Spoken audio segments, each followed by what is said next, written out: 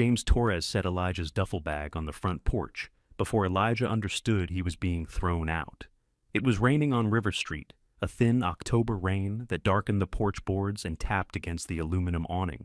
Elijah stood in the doorway of his grandfather's house with a ring of unfamiliar keys in one hand and a folded property sheet in the other. His father kept one palm against the door. "You've got somewhere to go," James said. Elijah looked past him into the house. Jack's brown work jacket still hung beside the basement door. His coffee mug sat upside down near the sink, because Brianna had washed it that morning and hadn't known where to put it. Nothing looked settled, though everyone had spent the afternoon deciding who would own what. "It doesn't have heat," Elijah said. James glanced toward the street. He was 50 years old then and already looked older around the eyes. Jack had been buried 8 days earlier. Grief had made James impatient with anything he couldn't repair quickly, and Elijah had become one of those things. "It has walls, some of them." "Elijah, I'm just saying what the inspection says." Brianna came down the hallway carrying a cardboard box marked "Office." At 24, she knew how to look busy when a conversation became ugly. She stopped when she saw the duffel on the porch. "Dad, it's raining. I can see that. He can stay tonight." James didn't turn around. "This house belongs to you now. Do you want him staying?" Brianna tightened her arms around the box. She had received the house and enough of Jack's savings to cover the mortgage balance and repairs. She'd been talking all afternoon about paint colors, rental value, and what the neighborhood might look like in 5 years. She loved Elijah, in the vague way people loved someone they assumed would always be nearby. But the house was the first valuable thing anyone had trusted her with. "For tonight," she said, "then tomorrow becomes next week." Elijah waited for her to answer. She lowered the box onto the floor. "There's no reason to make this worse," she said. That was when Elijah understood she wasn't speaking to James. He looked down at the paper again. The former Huron Loop Tram Station, River Street, Ypsilanti, Michigan. Assessed value, $22,000. The next line listed delinquent maintenance, disconnected utilities, broken windows, roof deterioration, and possible water intrusion. His grandfather had left him a boarded station that hadn't served a tram since 2004. James had received Torres electrical repair, including its vans, customer accounts, shop equipment, and debts. Brianna had received the house and most of the remaining cash. Elijah had received the station, its fixtures, and whatever remained inside it. At first, he'd thought there must be another page. He'd gone through the packet twice at the dining room table. His name appeared only beside the station. Jack had signed the papers clearly. There was no mistake to correct, and no missing envelope anyone had forgotten to open. James had watched him read. "Your grandfather always thought that place was special," he'd said. The words had sounded kind until James added, "He was wrong." Now Elijah put the property sheet into his jacket pocket. "Grandpa said I could live here while I finished training. You stopped going. I missed 2 classes when he got sick. You missed more than that. I was taking him to appointments." James's mouth moved, but no words came. He knew that part was true. He also knew who hadn't taken Jack to those appointments. Brianna stepped closer to the door. "Eli, nobody planned for this. Grandpa did. Not this part." She meant the porch. She meant the rain. She meant their father's hand against the door, and Elijah's bag getting wet beside a flower pot Jack had forgotten to empty before winter. Elijah looked at James. "You knew the station was mine before today. I knew it was in the papers. And you didn't tell me? What would that have changed? I could have checked it. You can check it now." James reached into his pocket and brought out a small brass key. It was darker than the others on Elijah's new ring. Jack had kept it in the top drawer of his workbench, tied to a cardboard label with faded writing. "Station Front." James placed it in Elijah's palm. "The business is in trouble," he said quietly. "I don't have room for another expense." Elijah closed his fingers around the key. "I didn't ask you to pay for it. You will. Taxes, insurance, utilities. That building eats money. Your grandfather poured years into it, and it still looks condemned. Then why didn't he leave it to you?" Brianna whispered. "Eli?" James's face changed. It wasn't anger at first. It was the look of a son who had spent his life wanting an answer from his father and had just heard the question from someone else. Then the anger came. "Because he knew I had real responsibilities," James said. "He left you the thing nobody else could use." Elijah stood still. Jack had taught him to strip wire at the kitchen table, label every screw, and never force a switch that wouldn't move. James had taught him something too, though neither of them would have named it that night. He had taught Elijah how quickly help could be counted as debt. James pulled the door inward. "Go see what you inherited." The door shut before Elijah could decide whether to say goodbye. For a few seconds he watched their shapes move behind the front curtains. Brianna stayed near the entry. James walked toward the kitchen. Neither came back. Elijah put the duffel over his shoulder and started down River Street. The station was less than a mile away.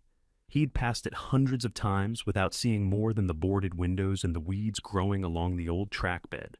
Jack had sometimes slowed when they drove by. Once, when Elijah was about 12, he'd pointed through the windshield and said, "That place used to know where every car on the loop was." Elijah had asked how a building could know anything. Jack had smiled.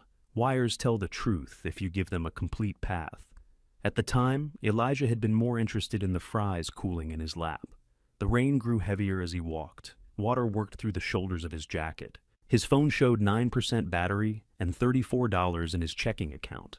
He had no car. The old pickup he'd been using belonged to the repair business, and James had taken the key from him after the funeral. A city bus passed without stopping because Elijah wasn't near a marked stop. Its tires sprayed his jeans. He almost laughed. Not because anything was funny, but because getting angry at the bus felt easier than thinking about the house behind him. The Huron Loop station appeared beyond a chain-link fence near the river. It was a long brick building with a shallow roof and a narrow upper floor over one end. A rusted metal sign still hung above the entrance. Most of the letters were gone, though Huron could be read if someone already knew what it said.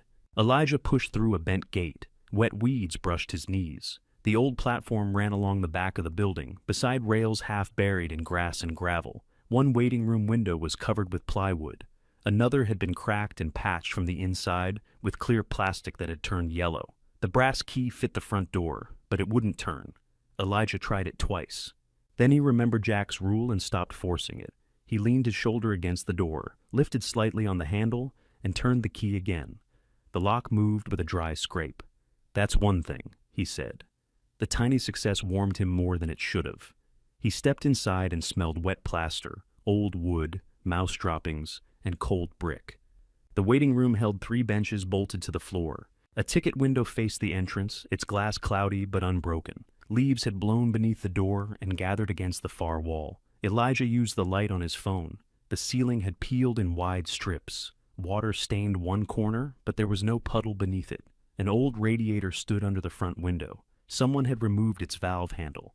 A timetable case remained fixed to the wall, empty except for a dead moth and a torn strip of yellow paper. He locked the door behind him. The sound settled the first question. For that night, at least, no one could make him leave. A narrow hallway led past the ticket office to a utility room. The electrical panel had been disconnected, just as the inspection said. Several breakers were tagged in Jack's block handwriting. Waiting room, platform, upstairs, control. Elijah touched the last label. Beside the panel stood a tall gray cabinet with 2 doors and a round glass window. Inside were rows of old relays, cloth-covered wires, copper bars, and small white tags. The work was too clean to be original. Some wires looked ancient, but others had newer insulation. Jack had kept changing something after the station closed. A black metal bell hung high on the wall above the cabinet. It was about the size of a dinner plate, with a striker fixed beneath it. Elijah aimed the phone upward. Dust covered the bell evenly. No one had touched it in years. He didn't know what control meant. He didn't know why Jack had maintained dead railway equipment in a station with no electricity. Those questions would have to wait until morning, along with nearly everything else in his life. The upstairs door was swollen shut. Elijah worked it open with a flat screwdriver he found in a drawer behind the ticket counter. A steep wooden staircase rose into darkness. At the top were 2 small operators' rooms and a bathroom. One room contained a narrow iron bed frame without a mattress. The other held shelves, a scarred desk, and rolls of electrical drawings tied with string. A section of ceiling had fallen over the desk, covering everything in gray plaster dust. The bathroom faucet gave one cough when Elijah turned it. Nothing followed. He went back downstairs. His wet clothes had begun to chill him. He found an old push broom in the utility room and swept leaves away from the driest bench. A storage closet held a folded canvas drop cloth that smelled stale but wasn't damp. He shook it out, wiped the bench, and laid the canvas over the wood. His phone rang. Brianna's name appeared on the screen. Elijah watched it until the last second before answering. "Are you there?" she asked. "Yeah. What's it like?" He looked across the dark waiting room. Rain tapped against the plywood window. The beam from his phone rested on the black bell. "Cold. You can come back if Dad calms down." "Did he say that?" A pause answered him. Brianna lowered her voice. "I left some of your clothes in a trash bag by the garage. I didn't want them getting wet. You put my clothes outside? I was trying to help." He sat on the bench. "Did you know?" "Know what? That Grandpa left me this place. I knew he talked about it. I didn't know the final papers. That wasn't quite true." Brianna had seen a draft months earlier while helping Jack gather property records. She had closed the folder when she saw Elijah enter the room. She'd told herself it wasn't final, so it wasn't her news to share. Now she listened to him breathe. "Eli, the station isn't safe," she said.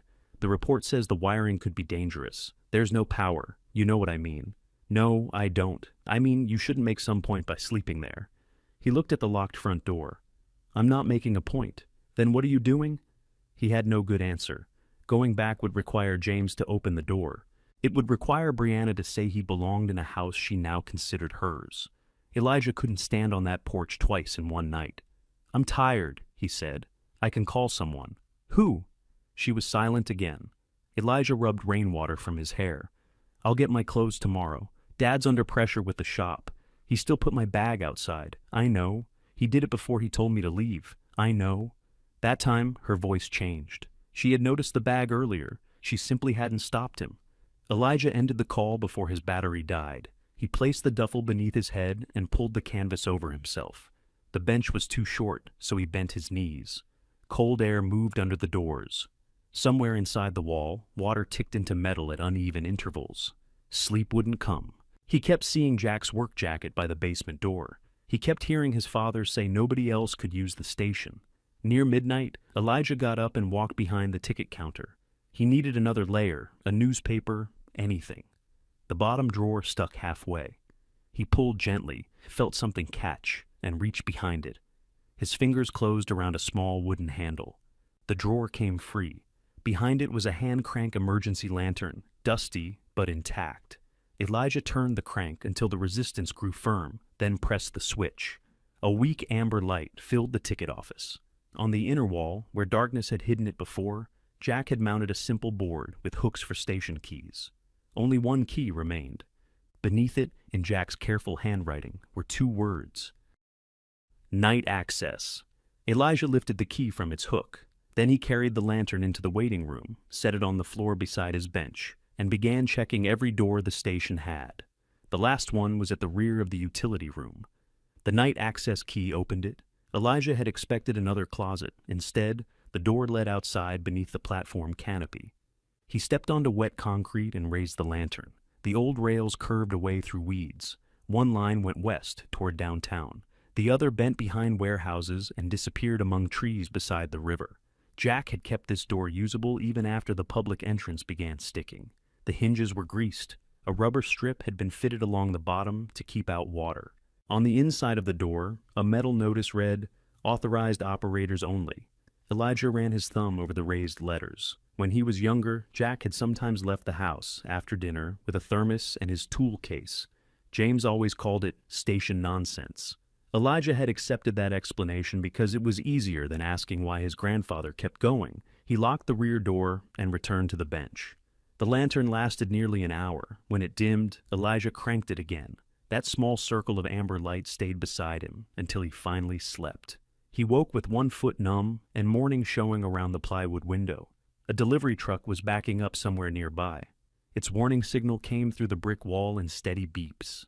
For a few confused seconds, he thought he was in Jack's basement after falling asleep on the old sofa. Then he moved, and the bench reminded him. His jacket was still damp. His neck hurt. He sat up and checked his phone. The battery had died during the night. There was a public drinking fountain near the river path, so he washed his face there. The water was painfully cold. A man walking a dog glanced at him, and then at the station. Elijah pretended to be checking the lock. That bothered him more than the cold. He didn't want to look like someone who'd slept inside an abandoned building, even though that was exactly what he was. He walked back to Jack's house for his clothes. The trash bag waited beside the garage, tied at the top. Brianna's car was in the driveway. James's work van was gone. Elijah could have taken the bag and left. Instead, he knocked on the side door. Brianna opened it wearing Jack's old blue robe over her clothes. Seeing it on her made Elijah stop. "What?" she asked. "Nothing." She looked down and understood. "Mine's in the wash." "I didn't say anything." "You looked." She stepped aside, but not enough to invite him in. The kitchen behind her smelled like coffee and toast. Elijah could see Jack's chair at the table. Brianna had placed a stack of property brochures on it. "I need my charger," he said. "I put it in the bag." "My work boots too?" "They're by the basement steps. Can I get them?" Brianna hesitated, then opened the door wider. Elijah walked in. The kitchen was warm enough to make his hands sting.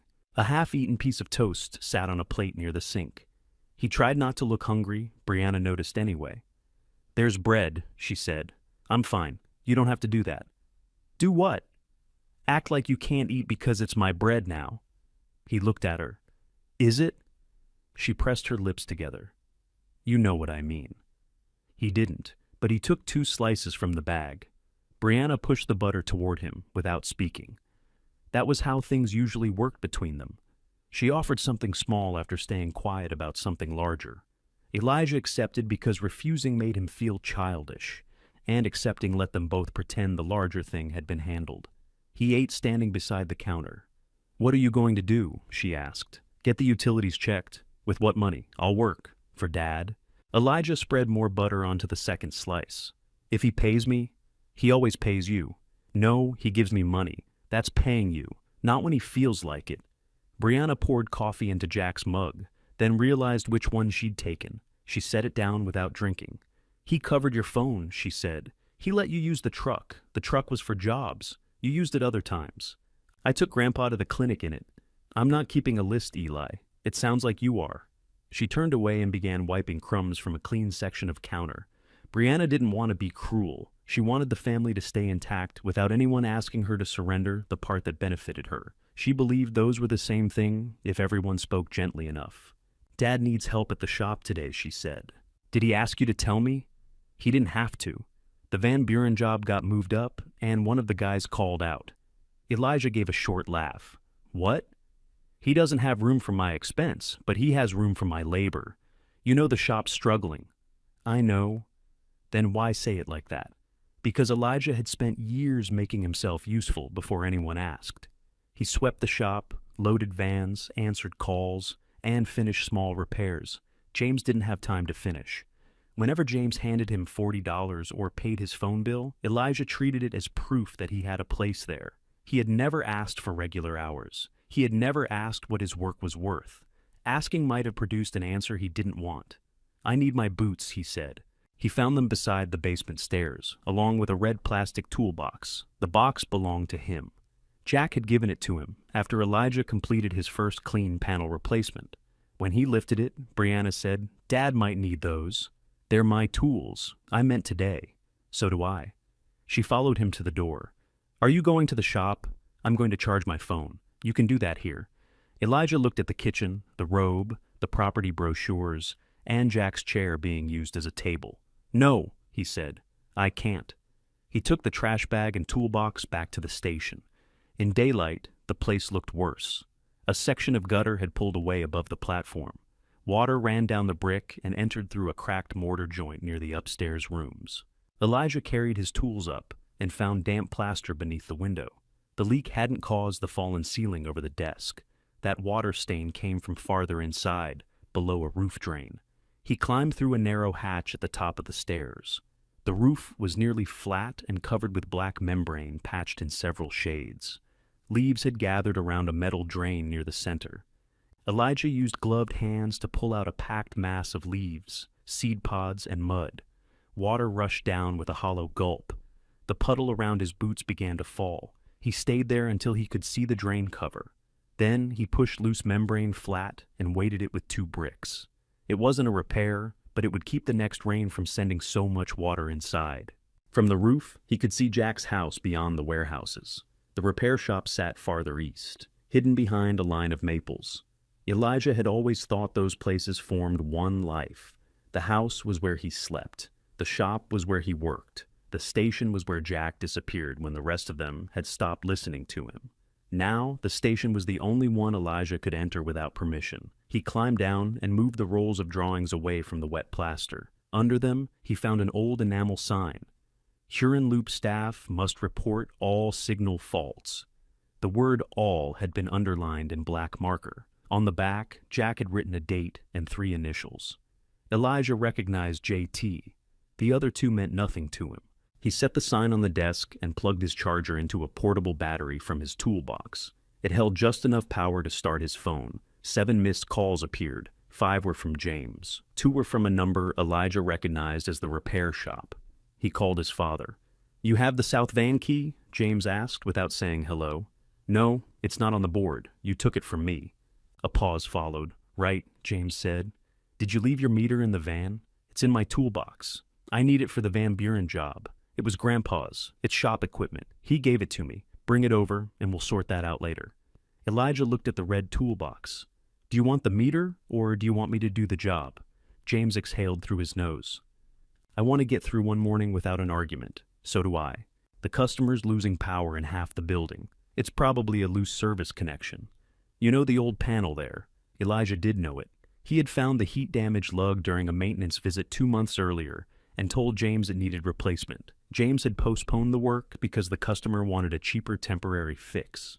"Did you replace that lug?" Elijah asked. "It held." "That's not what I asked. Bring the meter." Elijah nearly said yes.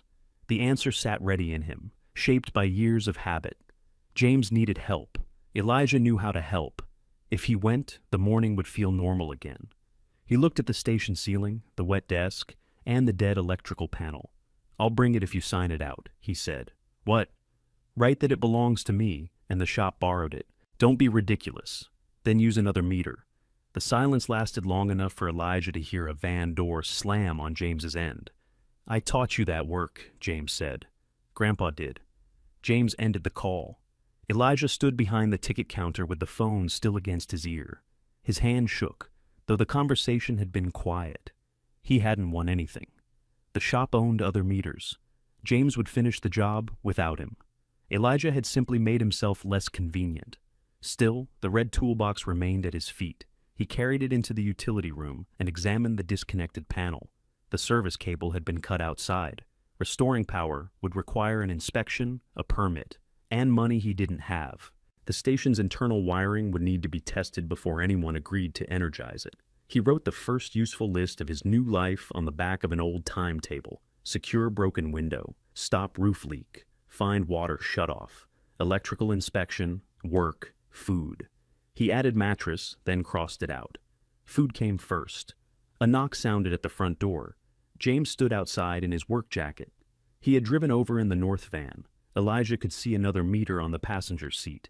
He opened the door but kept one hand on it. James looked past him into the waiting room. His eyes moved across the benches, the canvas drop cloth, and the duffel bag. "You really stayed here." Elijah waited. James held out a paper cup of coffee and a breakfast sandwich wrapped in foil. "I was already stopping," he said. Elijah accepted them. The cup was hot against his fingers. His father glanced toward the utility room hall. "Where's the meter?" "In my box. I won't take it." "Okay." James shifted his weight. He wasn't used to visiting Elijah anywhere. At Jack's house, James had entered rooms without knocking. At the shop, he had assigned work without asking. Even in the old pickup, he changed the radio station from the passenger seat. Here, he stood outside. "You can come help after you eat," James said. "I'll give you 100 for the Van Buren job, for the day." "How many hours?" James frowned. "Until we're done. I need to work on this place. That place won't pay you. Neither did yesterday." James looked toward the street. He had come intending to restore the familiar arrangement. Food, a little money, a task, and no discussion of what Elijah's role actually was. Elijah knew that arrangement. Part of him still wanted it. "What if I come for 4 hours?" he asked. $100. "You write it down. I'm not borrowing the van, and you're not covering my phone. It's work." James stared at him as if he'd begun speaking a language they both understood but had never used together. Then he nodded once. 4 hours. Elijah stepped back to get his jacket. Before leaving, he locked the front door and tested it twice. James waited on the platform while Elijah went through the utility room and checked the night access door too. When Elijah returned, his father was studying the old rails. "Grandpa kept a key for that door," Elijah said. James looked at him. "He kept keys for everything. Did you ever come here with him?" "Once or twice." "What was he doing?" James turned toward the van, making sure dead things stayed dead. Elijah knew his father well enough to hear the lie. He also knew himself well enough to recognize what he did next. He followed James to the van, but he carried his toolbox on his own lap, watched the time from the moment they left, and left the station keys in nobody's hand but his. The first hour at the Van Buren building went exactly as Elijah expected. The loose connection had overheated, the insulation around one conductor had turned brown, and the metal lug was scarred where it had been arcing. James stood beside the open panel with his jaw tight while Elijah aimed a work light inside. "It held," Elijah said. "Don't start." "I'm not starting anything. We need to replace it. The supply house doesn't have that lug. They had it 2 months ago. They don't now." Elijah looked at him. "Did you call?" James picked up his phone. The customer, who ran a small furniture warehouse, kept appearing in the doorway to ask when the lights would be back. James gave a different estimate each time. Elijah removed the damaged part, cleaned the connection point, and prepared the conductors while his father drove to the supply house. The replacement fit. By the end of the 4th hour, the panel was closed, the lights were steady, and James had stopped pretending the temporary repair had been good enough. Elijah washed his hands in a utility sink and checked the time. "I'm done," he said. "We've got one more call. I said 4 hours. You're already here. And now, I'm leaving." James stared at him. A week earlier, that look would have kept Elijah in the van until dark. Then James took out his wallet. He counted 5 $20 bills and held them out. Elijah accepted the money. "Write it down," he said. James gave a tired shake of his head, but he took a job envelope from the van and wrote Elijah's name, the date, 4 hours, and $100. He tore off the yellow copy. "There. Official enough?" Elijah folded it into his pocket. James drove him back without speaking. At the station, Elijah lifted his toolbox from the van. "Call if you want more hours," James said. "At that rate, we'll talk about it. That's not a rate." James gripped the steering wheel. "You've been paid 1 day, and now you're negotiating like a contractor. I worked 1 day like one." Elijah shut the van door before the conversation could become the reason he stayed. He spent $30 on a used camping pad from a resale shop. Another 12 bought a roll of plastic, a box of screws, and cheap weather stripping. He bought bread, canned soup, peanut butter, and instant coffee. The remaining money went into an envelope inside his toolbox. For the next 6 days, he worked on keeping weather out. He screwed plastic over the cracked window from inside. He cleaned the roof drain again and patched the loose membrane with material left in a storage cabinet.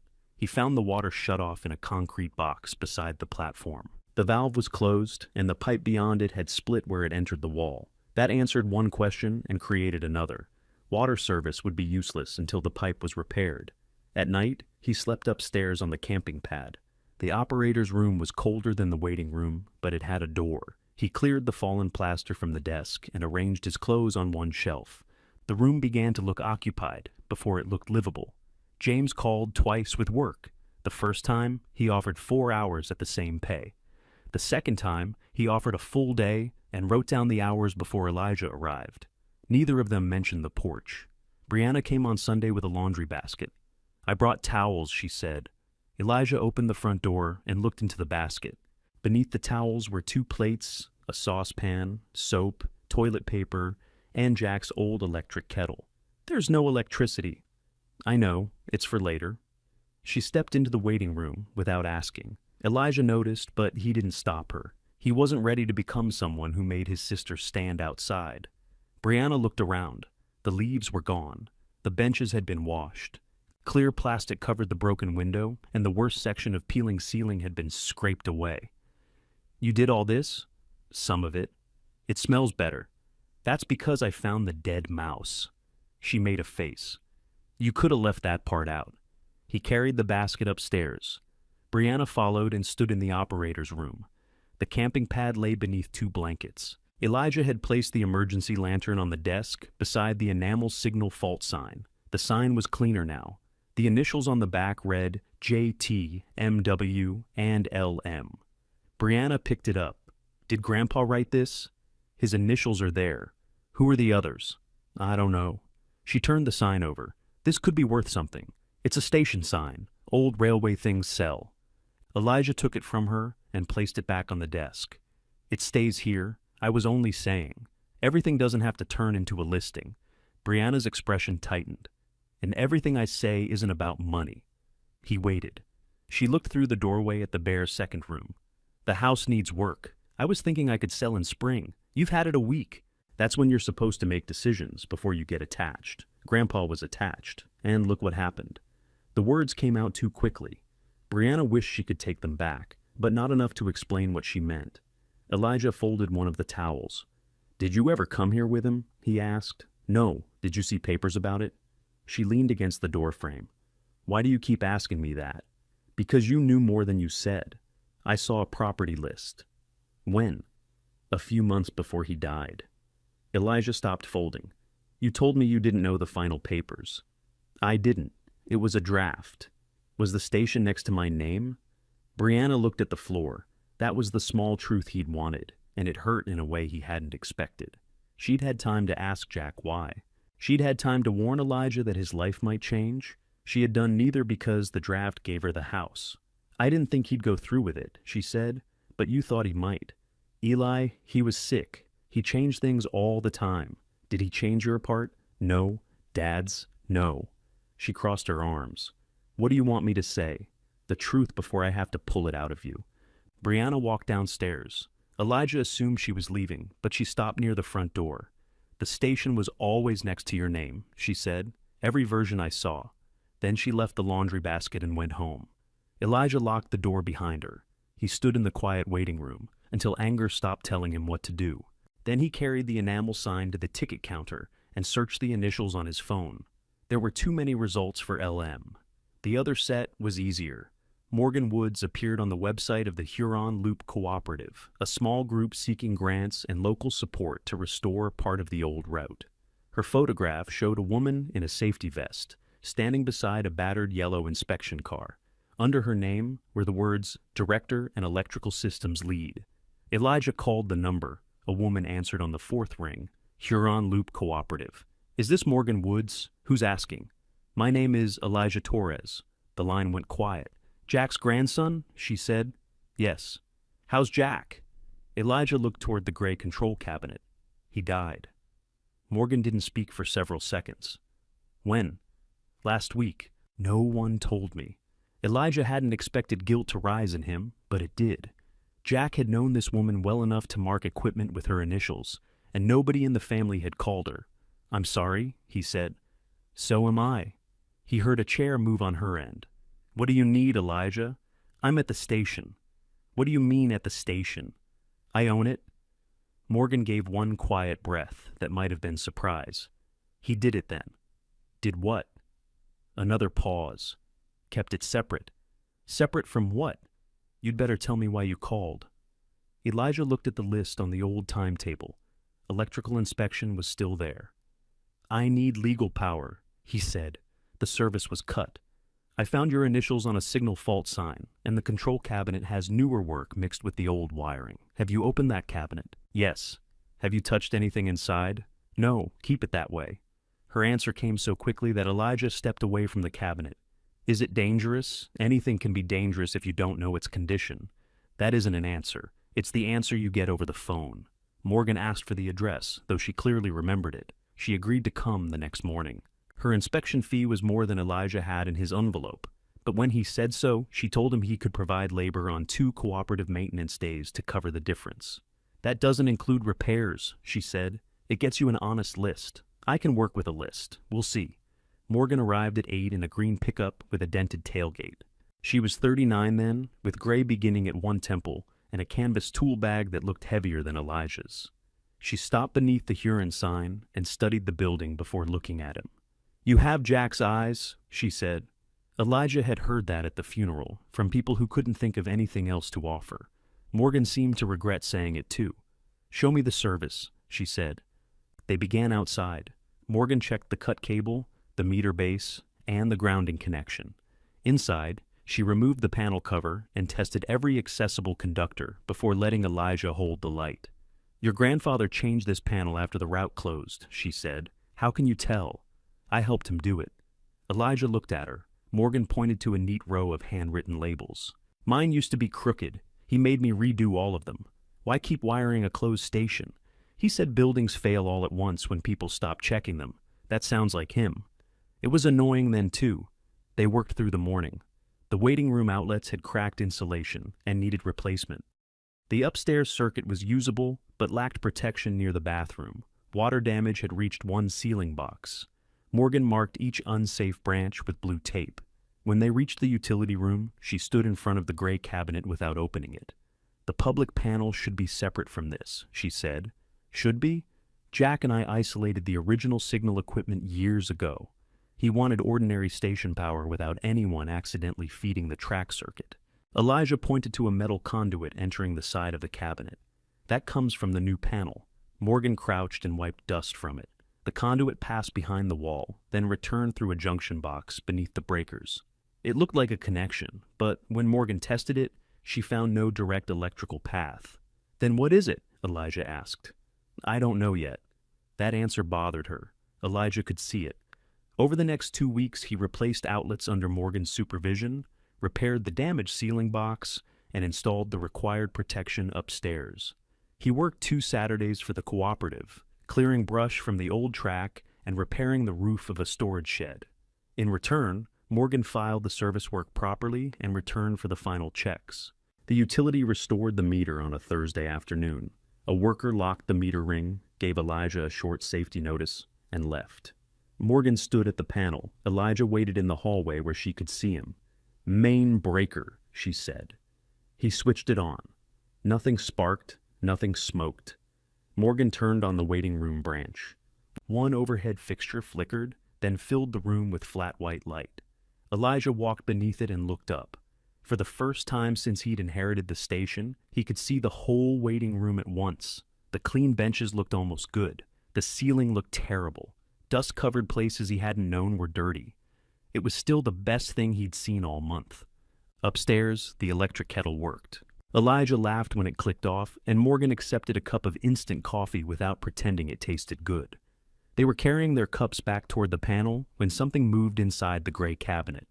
It wasn't the bell. One relay arm drew inward with a soft metallic snap. A small amber indicator glowed, went dark, then glowed again. Morgan set her cup down. The light returned at the same interval, faint but steady, as if some distant part of the station had begun sending a pulse. "That circuit is isolated," she said. Elijah watched the relay move again. Then, "What's reaching it?" Morgan opened her tool bag. "That," she said, "is the next list." Morgan's list began with one instruction. "Don't touch the main breaker." She switched off the control branch, and the amber light died. The waiting room lights stayed on. "That's good," Elijah said. "It's better than the alternative." "What was the alternative?" "That your grandfather tied railway equipment into a public circuit with no protection. He didn't." Morgan looked at him. "You've owned the building for a month. Don't defend work you haven't traced." The words stung because they were fair. They removed the lower panel from the gray cabinet. Behind it sat a small transformer, 2 fuses, and a timer module mounted on a steel plate. The timer looked newer than the relays above it. Its wires entered a conduit running beneath the floor. Morgan photographed the arrangement before touching anything. "Did you install that with him?" Elijah asked. "No. Do you recognize it?" "The parts, yes. The purpose, not yet." She tested the transformer, then the timer. With the control branch off, both were dead. She checked resistance across the outgoing conductors and watched the reading settle. "That shouldn't happen," she said. "What?" "I'm getting a path." "To where?" "The track circuit, unless Jack changed the route."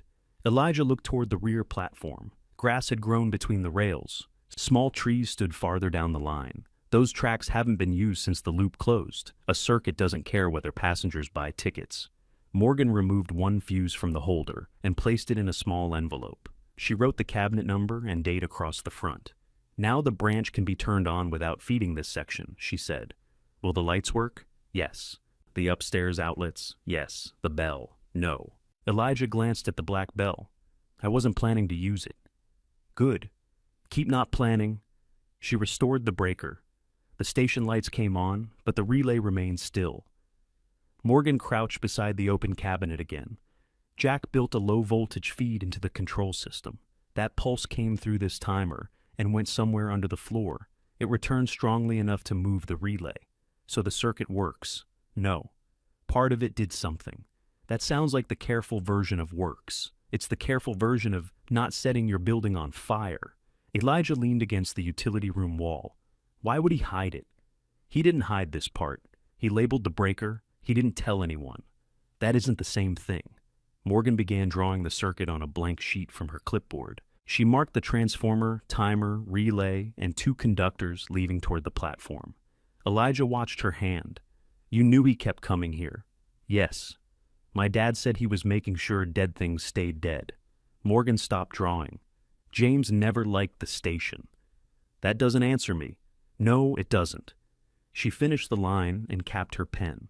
Jack asked me to help isolate the public wiring after the route closed. We did that. Then my work changed, and I left Torres Electrical. Your grandfather kept maintaining the building. Maintaining this system? I knew he checked it. I didn't know he'd added the timer. Why didn't you ask? Morgan looked at the cabinet, not Elijah. Because I was busy. Because he could make a simple question last 3 hours. Because I thought there'd be more time. That answer, he understood. They followed the conduit into the waiting room. It disappeared beneath the ticket counter, where the floor was covered with square brown tiles.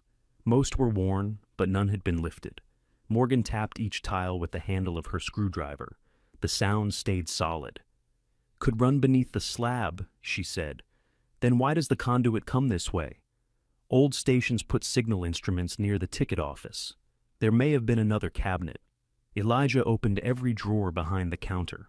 He removed the bottom drawer again and showed her where he'd found the lantern. The space behind it was shallow. No wires entered there. Morgan examined the woodwork below the ticket window. One section had been painted the same dark green as the rest, but its screws were newer. Jack had filled the heads with paint. You have a utility knife? She asked. Elijah handed her one. She cut around the edges, then scraped paint from the screws. Elijah removed them carefully and put them in a cup. The panel resisted until he slid a thin putty knife along one side. Air moved through the gap. They pulled the panel forward. Behind it was a narrow cavity running beneath the ticket counter. 2 signal wires passed through ceramic supports along the back wall. Between them sat a metal document box wrapped in clear plastic. Elijah reached for it. Morgan caught his wrist. Photograph it first. It's a box. In a cavity connected to electrical equipment you inherited. Take the picture. He used his phone. Only then did they lift the box out. The metal had rusted around one corner, but the lid opened. Inside were 3 rolled diagrams, a bundle of inspection tags, and a black maintenance log with Huron loop control written across the cover in white pencil. Elijah touched the lettering. That's his writing. Morgan nodded. The first pages began shortly after the loop closed. Each entry had a date, weather conditions, test readings, and Jack's initials. Some included MWA third set, LM, appeared beside notes about dispatch checks. Elijah turned pages slowly. Jack had replaced corroded connections, cleaned relay contacts, tested underground conductors, and recorded failures after storms. The work continued year after year. He wasn't just checking the building, Elijah said. No. Morgan sounded unsettled now. What was he doing? Preserving continuity. Meaning what? Keeping an electrical path through the old block. That still doesn't tell me why. A block signal tells an operator whether a section of track is clear. On a simple circuit, the rails are part of the path. A car enters the section and changes what the relay sees. Elijah looked toward the platform again. There haven't been cars. There have been maintenance vehicles on other sections. Here? Not with my approval. He returned to the log. The ordinary entries were easy to follow. Cleaned cabinet, replaced fuse, water at East Junction, tested insulation after rain. Then the language became shorter. Night continuity held. West limit returned. Bell isolated during daytime check. LM witnessed full path. One entry appeared several times with changing readings beside it. After dark block test incomplete. No approved car. The final pages were from the year Jack died. His handwriting had grown less even, but the measurements remained neatly aligned. On one page, he'd drawn a box around a sentence. Night test required. One car on West Block. Confirm single bell, then clear. Elijah read it twice. Is that what the timer does? Maybe. What would ring the bell? I'm not guessing. You've guessed about everything else. No, I've identified components. That's different. Morgan took the log and checked the date. This entry is from 3 months before he died. So he was still testing it. He was still trying to. The distinction mattered. Elijah didn't yet know how. He turned to the back of the log. Several pages had been removed cleanly at the binding. No torn edges remained. Did he do that? I don't know. Would those pages explain it? I don't know that either. Morgan placed the log on the counter and opened one of the diagrams. It showed the station, a section of track, the platform cabinet, and a line extending west. Jack had marked one point with LM and a telephone number. Elijah compared the initials to the enamel sign upstairs. Who is LM? Lily Moran, the dispatcher? You know her? Grandpa mentioned a Lily. Morgan gave him the telephone number from the drawing. She ran the Huron Loop control desk before it closed. If Jack tested anything after I left, she may have been here. Elijah entered the number in his phone, but didn't call yet. What does this mean for the cooperative? He asked. Morgan began rolling the diagram. It means nothing until the system is tested. You're trying to bring the route back. We're trying to find out whether bringing part of it back is possible. And a working control system helps. A verified control point might help. The word might land it harder than Elijah expected. He had found the log. He had seen the relay move. Morgan had traced a real electrical path toward the rails. For several minutes, the station had seemed to contain an answer. Now it contained work. What would verification take? He asked. A proper inspection, track access, an approved vehicle, an engineer who will sign the result, insurance, coordination with the property holders along the line. That sounds expensive. It is. Can your cooperative do it? Not because an old relay moved once. Elijah folded his arms. Then what proof do you need before you'll look for proof? Morgan met his eyes. History first. We establish what Jack built, when he built it, and whether anyone witnessed it operating. Then I decide whether I can take it to the board. You decide? I'm responsible when volunteers go onto old track. I'm responsible when money gets spent.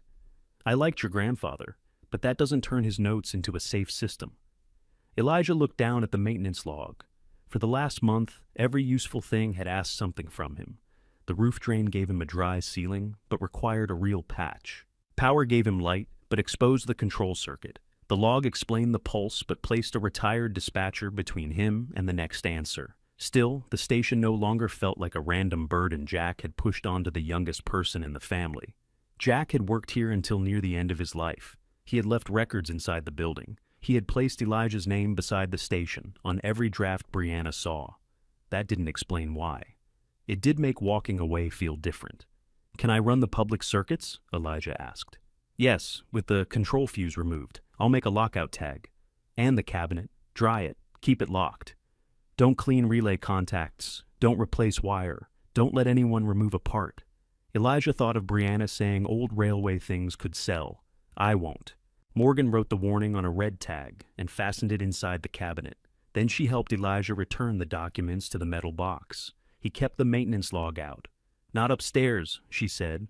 That roof still leaks. He placed it in the locked drawer behind the ticket counter. Morgan packed her tools but didn't leave. She walked into the waiting room and looked at the ceiling lights. You did good work here, she said. It was the first time anyone with Jack's training had said that since he died. Elijah picked up her empty coffee cup. The ceiling still looks terrible. It does. He smiled despite himself. Before Morgan left, she stood beside her truck and pointed toward the rear platform. If Lily confirms those entries, call me before you call anyone else. Who would I call? Your family, for one. They don't care about this place.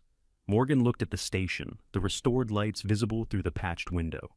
They don't care while they think it has no use. That evening, Elijah repaired the loose edge of the ticket counter panel and fitted a small lock so the cavity couldn't be opened from the waiting room. He moved his camping pad away from the damp wall upstairs. Then he heated soup in Brianna's saucepan on a single electric burner. After eating, he carried the maintenance log to the desk. He read until the entries blurred. Jack's measurements changed after rain and cold. Certain faults returned each winter. Lily's initials appeared beside 3 nighttime checks, including one performed years after the final passenger tram. Elijah picked up his phone. Before he could enter Lily's number, headlights swept across the waiting room ceiling. A car stopped outside. Brianna came to the front door holding a folder against her coat. She looked through the glass at the working lights, then at the Huron Loop Cooperative truck tracks still visible in the wet ground. When Elijah opened the door, she didn't mention the folder. "Who was here?" she asked. Elijah kept one hand on the door. Someone who knew Grandpa's work. Brianna looked past him toward the utility room hall. What did they find? Elijah considered telling her nothing. The maintenance log was locked behind the ticket counter. Morgan had taken the fuse. Brianna couldn't have known more than what she saw through the window. Then he noticed the folder in her hands had his name written across it. "What did you bring?" he asked. "Mail from the house. That's still my mailing address." "I know." She held the folder out but didn't release it immediately. "What did they find?" she asked again. "Old wiring. There was already old wiring. This is part of the signal system." Her grip loosened and Elijah took the folder.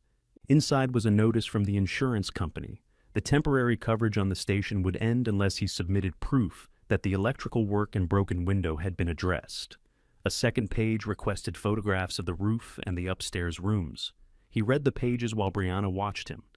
"Did Dad open this?" "No. Did you?" The envelope was already open. "Brianna." It came with estate mail. "I thought it was about the house." He folded the notice along its original crease. "The next one stays closed." "Fine." She tried to look into the hall again. "What kind of signal system?" "I don't know yet." "Then, what was that woman doing here all day? Making the power safe. You paid her?" "With work." Brianna stepped closer to the glass ticket window. "Is anything valuable in there?"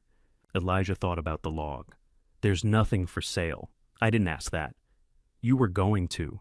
She looked offended, mostly because he was right. "I'm trying to understand why Grandpa kept all this," she said. "If there's equipment from the business, Dad needs to know. The business didn't inherit the station. Equipment can be separate from a building. So can a house. You still got everything inside yours. That isn't the same. Why? Because people live in houses." Elijah looked at the camping supplies behind the ticket counter. Brianna followed his eyes and softened. "You know what I meant." "I do." He opened the door wider and stepped aside. "You can see the waiting room, not the utility room, not upstairs unless you ask." She stared at him. "You're giving me rules? I'm telling you where you can go. I brought you towels, and I thanked you." "You didn't." "Thank you." The words did nothing to improve her expression. Still, she entered and stayed in the waiting room. That was new. Elijah had set a boundary, and Brianna had obeyed it, though she wanted him to feel unreasonable for needing one. She walked beneath the working ceiling lights. "It does look different," she said. "The power helps. What are you going to do about the insurance? Send the electrical report. Finish the window. Photograph the roof. That roof isn't fixed. It's dry. That's not the same." Elijah almost smiled. "It's the careful version of fixed." Brianna didn't understand the reference. She left after a few minutes. At the door, she turned back. "Are you going to tell Dad about the signal thing?" "When I know what it is." "He's going to hear about it from me," I figured. The door closed behind her. Elijah called Lily before Brianna reached her car. A woman answered with a firm, "Hello," as if she expected the caller to explain himself quickly. "My name is Elijah Torres. Morgan Woods gave me your number." "Which Torres?" "Jack's grandson." Lily's voice changed. "The young one." "I'm 19. That's young to me." Elijah sat behind the ticket counter. "I found your initials in a maintenance log." "Where did you find the log?" "In the station. That's where Jack said he'd keep it." "You knew about it?" "I signed it." "Can you tell me what the entries mean?" Lily didn't answer at once. "Do you own the station?" she asked. "It was left to me." "That wasn't my question." Elijah opened the folder from the estate and found the property sheet. "The deed has my name. Do you have the key?" "Which key?" "The rear operator's door." He looked toward the utility room hall. Yes. Then meet me there tomorrow morning. She ended the call without giving him a chance to suggest a time. Lily arrived shortly after 7, carrying a metal thermos and a flashlight with tape around the handle. Her white hair was cut close around her ears. She wore a heavy brown coat, even though the morning was mild. Elijah opened the front door. She looked at him, then at the lock. "You lifted the handle when you turned the key," she said. "I had to. Jack never fixed that. He fixed the rear door. He cared more about operators getting in than customers." Lily entered the waiting room and stopped. For a moment, she said nothing. Her eyes moved from the ticket window to the benches and then to the timetable case on the wall. "They took the clock," she said. "Who?" "I don't know. It was gone the last time I came." "When was that?" "Before Jack got sick." She placed her thermos on the ticket counter. "Show me the log." Elijah unlocked the drawer and set the black book in front of her. Lily didn't open it immediately. She rested one hand on the cover. "He asked me to keep a second copy," she said. "Did you?" "For a while." Then he said, "This was enough." Why did he keep testing a closed route? Because closed and abandoned aren't the same thing. That sounds like something Grandpa would say. It was something I said. He stole it. She opened the log and turned directly to the later entries. Her finger paused beside her initials. "I was here for this one." "What did you test?" "Continuity from the station to the west limit." "How?" "With a portable shunt and a meter, no vehicle." Jack wanted to know whether the rails still carried a reliable path after storms. "What's a shunt?" "A connection across the rails. A tram's wheels do the same job when it enters the block." Elijah brought Morgan's circuit drawing from the cavity. Lily spread it on the counter and tapped the line extending west. "The block begins beyond the platform switch and ends before the river crossing. Jack rebuilt the feed from this station after the old control building was demolished." "Rebuilt it when?" "After the loop closed." Elijah leaned over the drawing. "So the station wasn't always the control point, not the only one. It became the only one left." That was the useful answer Morgan hadn't been able to give him. Elijah looked toward the gray cabinet. "Did it work?" "The continuity checks worked. The log says one car on the west block. Confirms single bell." Lily closed the book halfway. "That was Jack's full test." "Did you see him do it?" "No." "But you signed nighttime checks. I saw the circuit return at night. I saw the relay respond to a portable shunt. The bell was isolated. Why? Noise complaints for one. Also, Jack wouldn't ring an operator warning without a real vehicle on the block. He was particular about what a test proved." Elijah felt the answer narrow around another missing piece. "So nobody heard the bell. Not after the system was rebuilt. Then how do you know it would ring once?" "I don't." Jack believed it would. Lily rolled the diagram and walked toward the utility room. Elijah moved ahead of her. "The cabinet's locked out," he said. Morgan took the fuse. "Good." He opened the rear door with the night access key. Lily watched the key turn. "Jack gave you that?" "I found it behind the ticket drawer. He kept it hidden after copper started disappearing from empty buildings." They stepped onto the platform. Lily walked west beside the old rails, moving carefully where weeds covered broken concrete. About 30 yards from the station, she stopped near a low metal housing partly hidden by vines. "There," she said. Elijah had cleared brush along the platform, but hadn't noticed the housing. Its lid was held by 2 rusted latches. Lily gave him her flashlight. "Don't pull the vines. Cut them. The roots will bring water in around the conduit." Elijah returned for hand cutters. He trimmed the vines, cleared mud from the base, and worked penetrating oil into the latches. One opened, the other wouldn't move. He wanted to force it. Instead, he cleaned it again and waited. On the second attempt, it lifted. Lily nodded once. Inside were terminal posts, a ceramic block, and 2 thick wires descending toward the rails. Everything was dirty, but nothing had been stripped. "Copper thieves missed it," Elijah said. Jack painted the housing to look worse than it was. Lily showed him where a portable meter would connect. Elijah fetched his own. With the control fuse removed, they couldn't energize the circuit. They could still test the path at low meter voltage. Lily had him disconnect one lead, measure the open line, reconnect it, and compare the reading. The second reading held steady. "Is that good?" he asked. "It means the path Jack marked still exists from here back to the cabinet. After all this time? Apparently." Lily made him repeat the test before she signed the date in the maintenance log. Below her signature, she wrote, "West Platform return confirmed at test housing. Full block, not verified." The result was real and incomplete, exactly the kind Jack had respected. Back inside, Lily drank coffee from her thermos while Elijah called Morgan. He explained the housing, the readings, and Lily's entry.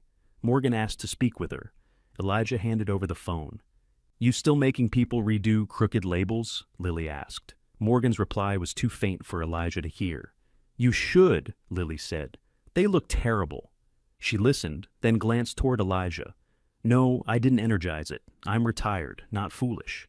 After another minute, Lily returned the phone. Morgan's voice came quickly. "Photograph the new entry and send it to me." Elijah did. "What happens now?" he asked. "Now I compare the old route plans to Jack's drawing. And then, if the station controls the surviving West Block the way Lily remembers, the cooperative needs to know it exists." Elijah looked at Lily. She was watching the empty timetable case. "Does that mean you can test it?" "It means I can raise the question. Don't confuse the two." "When will you know?" "When I've checked the route records." Morgan ended the call. Lily stayed long enough to help Elijah seal the edge of the outdoor housing. Before leaving, she gave him her flashlight. "I have another," she said. The taped handle fit his hand comfortably. That afternoon, Elijah sent the insurance company photographs of the repaired circuits, covered window, cleared roof drain, and locked control cabinet. Morgan's report went with them. By evening, the company confirmed that coverage would continue while he completed the remaining repairs. It was the first official letter that treated the station as something he could keep. The second message arrived from James. "Brianna told me the Tram Group is inspecting equipment. Do not agree to anything until we know what belongs to the business." Elijah read it twice. Then another message appeared. "I'm coming by tomorrow. Bring every document you found." Elijah didn't bring them. He placed the property sheet on the ticket counter and kept the maintenance log in the locked drawer. James arrived the next morning wearing his work clothes. Brianna came with him, though Elijah hadn't invited either of them. He let them into the waiting room and locked the front door again. James noticed. "What's that about?" he asked. "People have been coming through the gate. You think I'm going to steal something?" "I think the door should be locked." James walked to the ticket counter. "Where are the documents?" "This shows the station was left to me. I know who got the building." "Then what are we doing? We're finding out whether your grandfather stored business property here." Elijah slid the property sheet across the counter. James read the same lines they had read at the house. "Former Huron Loop Tram Station, including attached fixtures and contents, unless separately listed." His finger stopped there. "That doesn't settle equipment," he said. "It says contents, unless separately listed." "Do you have a separate list?" "I'm asking if you found one." "No." That was true. Elijah had found diagrams, inspection tags, and the maintenance log. None of them listed ownership. James looked toward the utility room hall. "Show me the cabinet." "No." His father's face tightened. "You don't know what you're looking at." "Morgan does. Morgan left the shop years ago. She still knows the work. I know the work. Then why did you say Grandpa came here to keep dead things dead?" Brianna moved between them without quite standing in the middle. "Can we not do this like a fight?" she asked. James ignored her. "That control cabinet may contain shop parts. It's bolted to the station. So are plenty of things that can be removed. Morgan said not to let anyone remove anything. Morgan doesn't own it, neither do you." The waiting room went quiet. James had expected resistance, but not a closed door. Elijah saw that now. His father had brought no inventory, no records, and no clear claim. He had brought the old expectation that Elijah would step aside once James spoke firmly. Brianna set her folder on a bench. "Could we photograph the equipment and compare it to the business records?" "You can photograph the waiting room," Elijah said. "That isn't helpful. It's my answer." James leaned across the counter. "If you make this difficult, don't call me when the roof fails or the furnace quits." "There isn't a furnace." "Exactly." He walked toward the front door. It was locked, and he had to wait for Elijah to open it. Before leaving, James turned back. "The shop can't keep giving you work if you're treating me like an enemy." Elijah felt the cost before he answered. The shop work paid better than the small maintenance jobs he'd begun finding. He knew the customers. He knew the vans and the shelves, and where Jack had kept odd parts nobody else could locate. "I'm treating the station like mine," he said. James stepped outside. Brianna stayed another moment. You could have shown him. He could have asked without telling me to bring everything. He's worried. So am I. Dad has payroll, suppliers, business loans. You have a building you got for free. Elijah looked around the waiting room. Nothing about this has been free. She picked up her folder and followed James. The calls from the shop stopped. That week, Elijah replaced the waiting room window with money he had saved for the water line. The insurance company accepted the repair, but the station still had no running water. He washed at the cooperative storage shed on maintenance days and carried drinking water in plastic containers. He took work where he could find it. He changed light fixtures in rental units, repaired door closers, cleared drains, painted storerooms, and cleaned rooftop gutters for businesses that didn't want to pay a larger company. He wasn't yet qualified to take every electrical job on his own, so he learned to say no when the work crossed that line. Saying no cost him money. It also kept him from becoming the kind of repairman Jack had warned him about. Morgan came by on Saturdays when the cooperative had no route work. She never worked for free without naming the exchange. Elijah helped her repair the inspection car's battery compartment, and she helped him replace the station's damaged water pipe. He cleaned corrosion from storage shed panels, and she showed him how to seal the platform conduit without trapping moisture. Lily appeared with sandwiches and opinions. You're painting over bad plaster, she told him one afternoon. I patched it. You patched the part that fell. The rest is still attached. So was my kitchen ceiling until it wasn't. Elijah handed her a scraper. She took it. They cleared the whole loose section before painting. Under the final layer, near the ticket window, they found narrow black lines where the original timetable board had been mounted. Lily measured the marks and later brought a replacement frame she'd kept in her garage. It held no schedule yet. Elijah hung it anyway. The station changed slowly because he had to earn each repair before buying it. The roof came first, then water, then a second-hand water heater, a shower upstairs, and insulation in the operators' rooms. He repaired the iron bed frame and found a mattress that fit.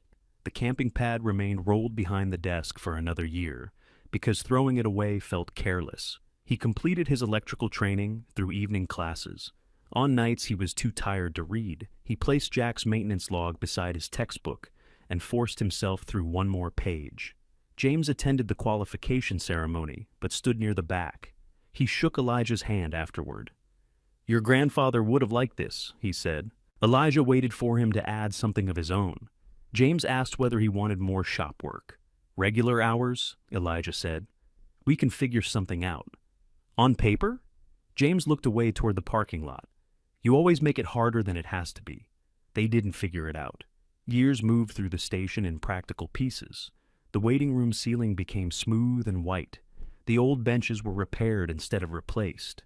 Elijah stripped the ticket counter down to its dark green paint and stopped when Lily told him that was the color she remembered. The control cabinet stayed locked. Once each season, Morgan inspected the dry interior and checked the stored fuse without reinstalling it. Elijah recorded temperatures, water leaks, and visible corrosion in a new notebook.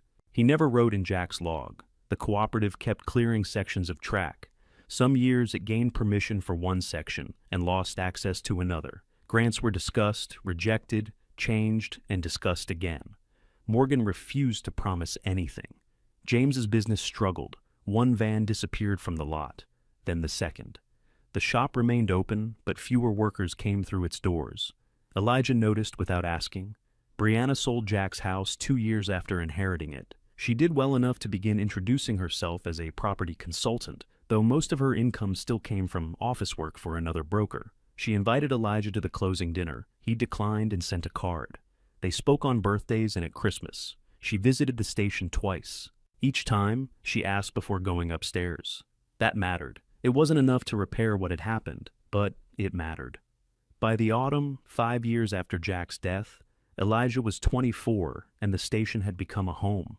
The upstairs rooms were warm. His tools hung above a workbench in the second operator's room. The waiting hall remained closed to the public, but he used it to repair lamps, small motors, and control boxes for local customers. Every invoice carried the station address. One Monday morning, Morgan arrived before he opened the workshop. She was carrying a cardboard tube and a thick binder. You have coffee? She asked.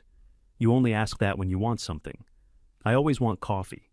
He poured 2 cups. Morgan unrolled a new route plan across the ticket counter. The paper showed the station, the West Block, the river crossing, and a proposed terminus beside the old platform.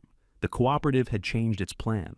Instead of trying to restore the entire loop, it wanted to operate a shorter heritage route, using the surviving track west of River Street. Elijah studied the colored lines. You got access? Conditional access.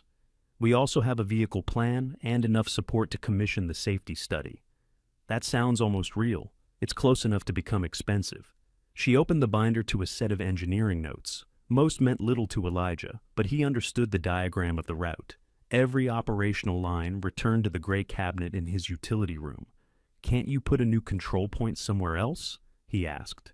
We asked, and Morgan turned to a cost comparison. She covered the figures with one hand before he could read them. This isn't an offer, she said. I didn't say it was. You were about to. I was about to ask why you're hiding numbers in my building. Because they're preliminary, and because I won't have you making decisions from a draft. She moved her hand and pointed to the written conclusion instead.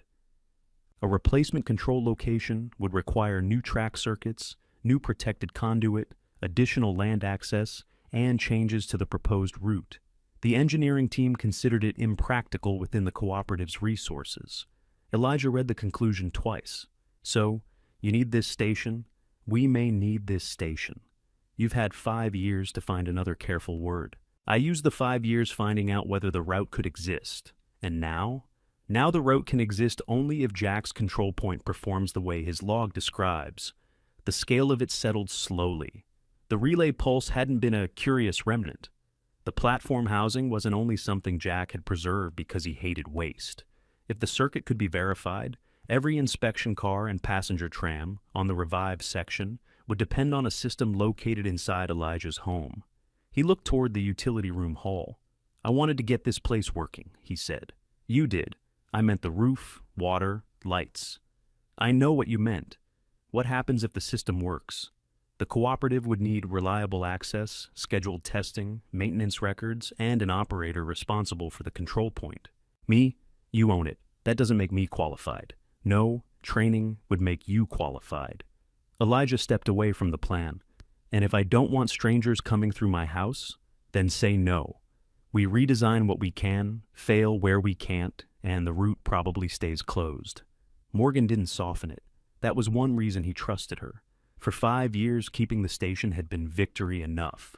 A locked door, a working shower, his tools on the wall, and nobody deciding whether he could remain overnight. Now keeping it closed could preserve his shelter and waste the reason Jack had preserved the system. What do you need from me? He asked. First, permission to survey the control cabinet and the station's track connection. Nothing energized, nothing removed.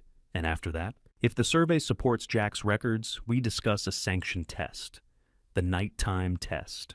Morgan nodded. Elijah looked at the timetable frame Lily had restored. It was still empty. He took the station keys from his pocket, found the utility room key, and placed it on the route plan.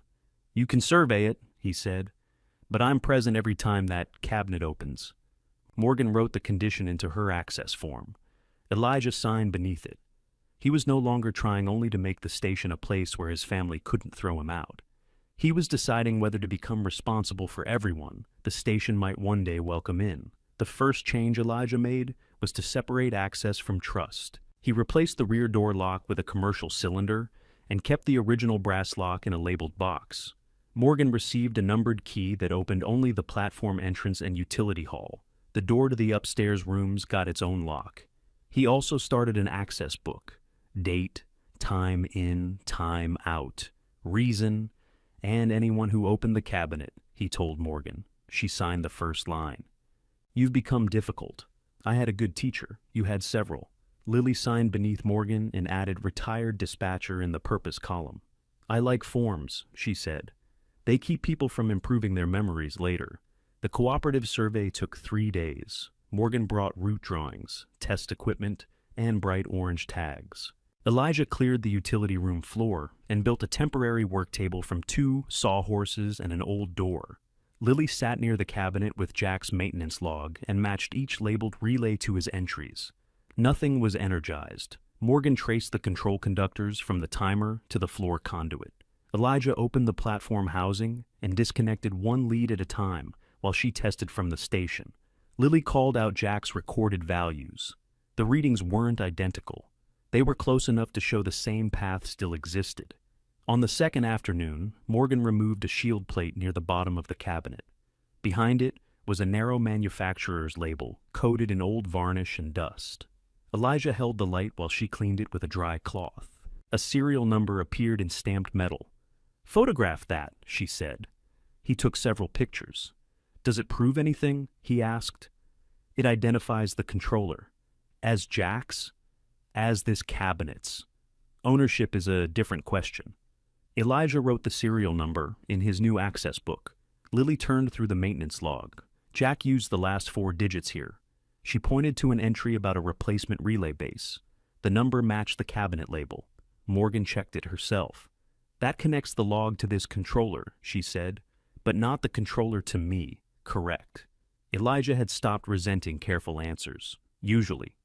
On the third day, they walked the West Block. The cooperative had written permission to inspect the route on foot, but not to move a vehicle. Elijah carried a shovel and clearing tools. Morgan carried the meter. Lily carried nothing because both of them had told her not to, which she considered excessive. They stopped at each track connection marked in Jack's drawing. One junction was filled with water. Elijah dug a shallow channel away from it, cleaned the cover, and replaced a failed gasket with material from his workshop. Another connection had loosened where tree roots lifted the soil. Morgan documented it for later repair. Near the west limit, they found Jack's final marker beneath a mat of dead grass. It was a steel plate beside the rail, painted yellow under the dirt. Lily stood over it. "He put this here after the city removed the old signal post," she said. "Were you with him?" Elijah asked. "I told him he was wasting paint. You were wrong. I was often wrong. I just wasn't usually careless." Morgan connected the meter at the marker. Elijah returned to the platform housing with a handheld radio. "West limit ready," Morgan said through the speaker. Elijah connected the test lead the way Lily had shown him. The meter beside Morgan responded. "Path confirmed," she said. Lily's voice came next. "Make him do it twice." Elijah disconnected and repeated the procedure. The second result held. Back at the station, Morgan drew a line across the route plan from the control cabinet to the west marker. "This is enough for me to approach the board," she said. "For the nighttime test?" "For permission to arrange one. We still need an engineer. We need an approved inspection car movement. We need the ownership question settled before I spend cooperative money." Elijah looked at the cabinet serial in his access book. "What settles it?" "Your deed may have an equipment attachment. The property sheet says contents, unless separately listed. That's a summary. Probate files often include schedules showing what moved with each asset. Brianna saw the drafts. Don't ask Brianna what you own." Morgan said it without anger. That made it easier to hear. Elijah closed the access book. "Where do I ask?" "The court file first. Then the recorded deed." The next morning, he went to the county offices with his property sheet, identification, and Jack's probate case number. The public file contained more pages than the packet James had placed on the dining room table 5 years earlier. Elijah sat at a counter and read every one. Most were ordinary: property descriptions, account summaries, signatures, notices, and receipts. The station transfer had a recorded deed followed by an attachment titled Equipment and Fixture Schedule. That attachment had not been included in Elijah's packet. He felt the old anger return, but this time it had somewhere useful to go. The schedule listed the waiting room benches, ticket counter, platform housings, attached signal conduit, night bell, relay cabinet, and Huron loop station controller. Beside the controller was a serial number. Elijah compared it to the photograph on his phone. The beginning matched, the ending matched. One middle digit on the varnish cabinet plate was still hard to read. He didn't treat that as proof. He paid for a certified copy and requested the recorded attachment as well. The seal pressed into the paper made a raised circle beneath his thumb. On his way out, he called Morgan. "I found the schedule. Does it identify the controller?" "Yes." "Exact serial? One digit on the cabinet is unclear. Then we don't call it a match yet." "I knew you'd say that. You called because you wanted me to." She was right. Elijah returned to the station and stored the certified copy in a fire-resistant document case. He sent Morgan a scan, then called Lily. I need you to identify your entries in Jack's log formally, he said. Formally how? Sit with Morgan, go page by page, and sign a statement saying which checks you witnessed. Lily was quiet. Are you still there? Elijah asked. I'm enjoying this. What? You telling me what the investigation needs? Will you do it? Yes, but I won't sign anything Morgan writes badly. Morgan wrote it well enough. They met 2 days later at the ticket counter. Lily identified her initials, the West Platform housing, the portable shunt checks, and the dates she had been present. She made clear that she had never witnessed the full vehicle test or heard the bell after Jack's rebuild. Elijah appreciated that, more than a broader claim. Morgan added Lily's statement to the survey file. Then she gave Elijah a letter on cooperative stationery. It stated that the Huron Loop Cooperative had a formal interest in using the station as the route's control point, subject to engineering verification, ownership confirmation, safety approval, and an operating agreement with Elijah. There was no payment figure. There should be a number, he said. There will be if the test works. What if I need to know whether this is worth doing? Morgan looked around the waiting hall. You already decided it was worth finding out. That's not the same as taking on passengers. No, it isn't. She pointed to the paragraph about access and maintenance. Read that part again. The cooperative would require continuous maintenance records, emergency access, scheduled inspections, and a responsible operator. Failure of the station control point could stop the whole route. Elijah read it twice. This doesn't make me rich, he said. No, it makes me on call. Yes. And you're smiling. I'm trying not to. He signed permission for Morgan to submit the survey to the board. That afternoon, he began changing the station for a purpose beyond the survey. He cleared the rear utility hall so an operator could reach the cabinet without passing through his workshop. He repaired the platform canopy light and replaced its corroded switch. He moved customer projects out of the waiting room and marked a safe path between the front door and ticket counter. Lily helped him clean the timetable frame. Don't print a schedule yet, she said. I wasn't going to. You were thinking about it. I was measuring. That's how thinking starts. At dusk, Morgan switched on the platform light. It shone across the repaired edge of the canopy and onto the first section of cleared rail. People on the river path slowed to look. One man raised a phone and took a picture. Elijah stood beside the rear door with the access book under his arm. The station looked awake. 3 days later, the cooperative board approved the next stage. Morgan posted the required survey notice inside the waiting room window. It named the station as the proposed Huron Loop control point and terminus. By noon, Brianna had called twice. Elijah didn't answer while he was working. She arrived before 5, followed by James in the remaining shop van. James read the notice through the glass before Elijah opened the door. So it's true, he said. The cooperative is studying the route. They need this building. They're evaluating the system. Brianna walked along the platform edge, looking toward the river and then back at the brick walls. How much land comes with it? She asked. The parcel on the deed. Does it reach the access road? You've seen the property records, not the final survey. James entered the waiting room. His attention went to the utility room hall. You still have the old controller? It hasn't moved? Good. Elijah heard the change in that single word. 5 years earlier, James had called the station a burden. Now the equipment's presence relieved him. What do you want? Elijah asked. James placed both hands on the ticket counter. The business can absorb the property, he said. We'll take the taxes, maintenance, all of it. You get the assessed value, which is $22,000. Brianna looked at their father. She hadn't known he planned to make an offer. James continued before she could interrupt. You can rent a proper apartment. Put something aside. You've done more here than anyone expected, but this is where you stop carrying it. Elijah looked at the repaired benches, the clean timetable frame, and the certified schedule locked behind the counter. 5 years earlier, he might have heard concern. Now, he heard a price attached to access. The station isn't for sale, he said. James's eyes moved toward the survey notice. For the first time, he looked at his son's home as something standing between him and what he needed. James didn't raise his voice. That made the offer harder to dismiss.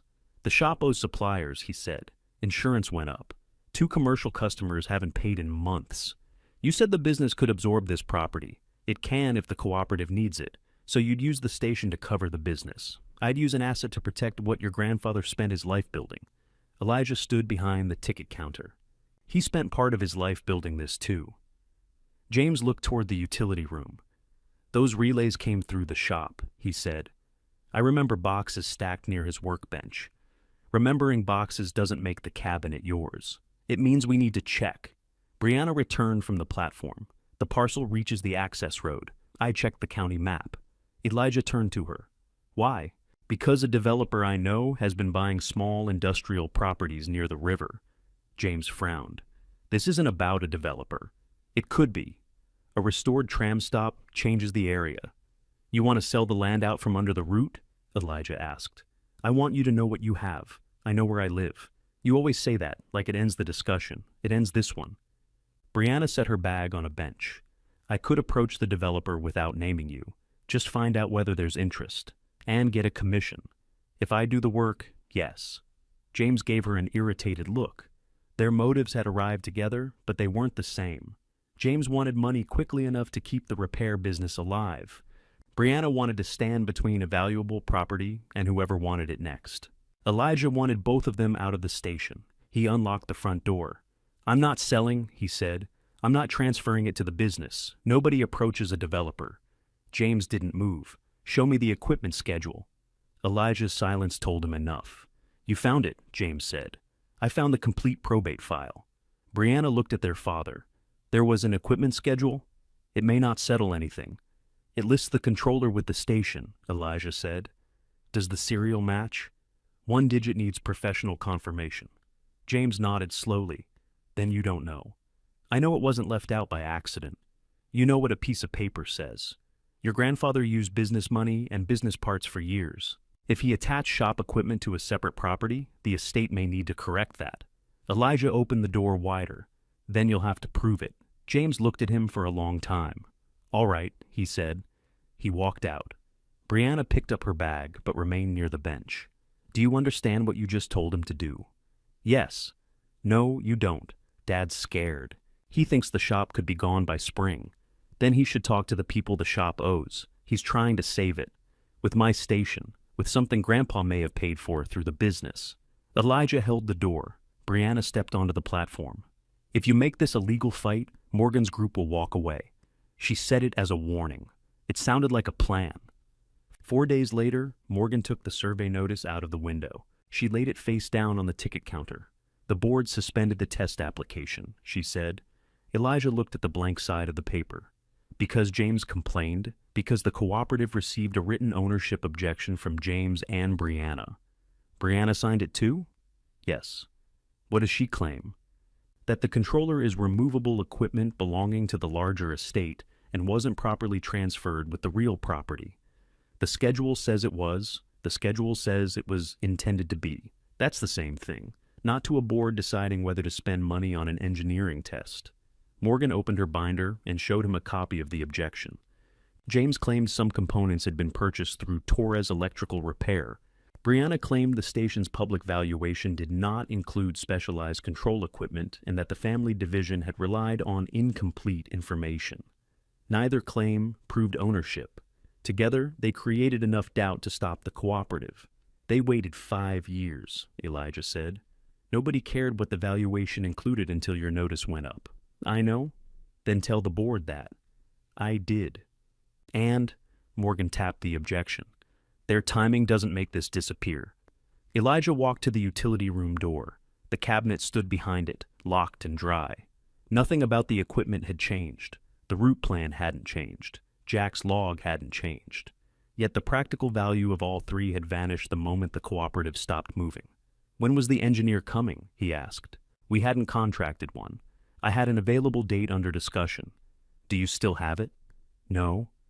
That was the first real loss. A date wasn't proof, but it had been movement. Survey, approval, engineer, test. Elijah had seen the path. Now the path ended at a family objection. What do they want from me? He asked. James wants the station transferred at the assessed value. Brianna wants authority to explore a property sale. She told you that? She attached proposed conditions. Elijah held out his hand. Morgan gave him the remaining pages. Brianna's conditions allowed the cooperative to continue studying the system while she sought development interest. Any operating arrangement would have to preserve the option to move the controller or rebuild it elsewhere. Morgan had marked that sentence. You said rebuilding elsewhere wouldn't work, Elijah said. Not within our resources. She knows that. Yes. So she's using the route to raise the land value while keeping the right to remove the thing the route needs. That's how I read it. Elijah set the pages down. Can they enter the station? No. Can they remove anything? Not without your permission or an order. Can they stop me maintaining it? No. Then what can I do? Respond with the recorded deed, the certified schedule, and photographs showing the controller is installed as part of the station system. I have all of that. It may be enough to defeat the claim later. It isn't enough for my board today. Elijah looked at her. What is? The serial match. An engineer needs to examine the controller plate without altering it, compare it to the schedule, and document whether this is a fixed control point or equipment that can reasonably be removed. That's the same engineer we lost because of the objection? Yes. He laughed once without humor. That's convenient. It's common. Can the cooperative hire one just for ownership? The board won't. Can I? You can, if you pay for it. Elijah thought about the envelope and account he used for station repairs. He had saved enough to replace the remaining platform canopy supports before winter. An engineer would take most of that money, perhaps all of it. If I pay, James will say I bought the answer. Then the engineer's independence matters. Do you know one? I know several. I'm not giving you a name until you decide what you're asking them to do. Confirm the serial. And... Elijah waited. Morgan folded her arms. You keep talking as if the number is the only issue. It isn't. If the controller belongs with the station, so does the responsibility for it. You can defeat your family's claim and still refuse the route. You can also sell later. I need to know whether I'm helping you protect a home or preparing an operating control point. Both. Those may conflict. It's already my home, and operating access changes that. Inspections happen when they're needed. Failures don't wait until you finish customer work. A public waiting room brings people, complaints, cleaning, locks, insurance, and every ordinary problem that comes through a public door. Elijah looked upstairs. For 5 years, the locks had meant safety. The station belonged to him because he decided who entered and when. The route would ask him to give up part of that control. James and Brianna had made the decision seem simpler by trying to take it from him. It still wasn't simple. I want the controller inspected, Elijah said. Morgan didn't move. For what purpose? To establish that it belongs to the station and determine whether it can safely serve the route. That answer goes in writing. Then write it. She did. Elijah signed the request and agreed to pay the inspection cost if the cooperative's board did not reimburse it after a successful test. He also agreed not to sell, remove, alter, or allow work on the controller while the inspection was pending. The canopy repair money became inspection money. That evening, James called. You hired someone? He asked. I requested an independent inspection. With Morgan? She isn't doing the authentication. You're spending money to prove something Grandpa already paid for. I'm spending money to find out what I'm responsible for. James was silent. Then he said, the shop account is nearly empty. Elijah sat on the repaired bench beneath the blank timetable frame.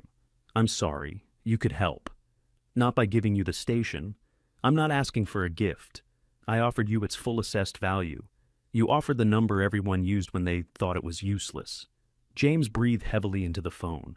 You think I threw you out because I didn't care what happened to you. Elijah looked toward the front door. Why did you? He asked. I thought you'd come back when you were ready to act like an adult. I was 19. You put my bag outside. I was angry. You were in charge.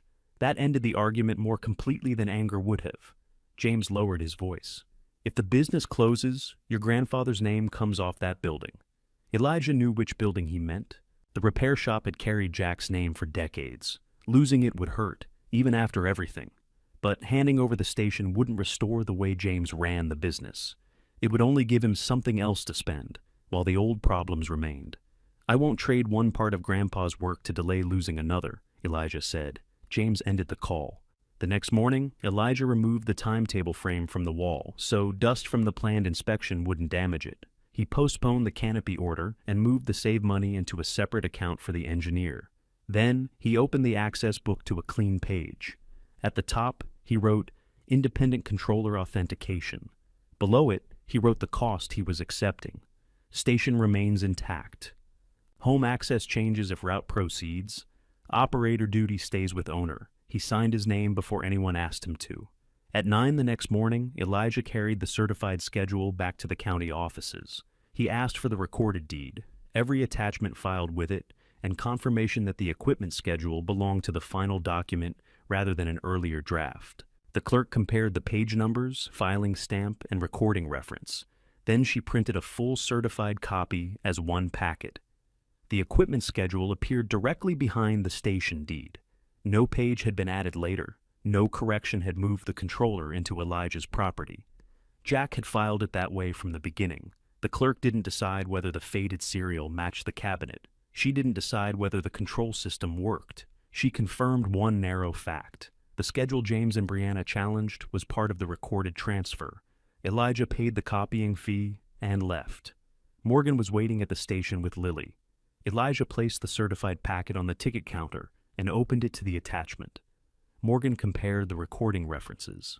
"This removes the draft argument," she said. "Will the board restart the test? It gives me something to take back." Lily put on her reading glasses and examined the controller entry. "The description is Jack's," she said. "How can you tell?" Elijah asked. "He called it the station controller.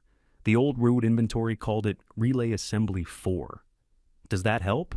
It explains why James may not recognize it in the business records." Morgan looked at her.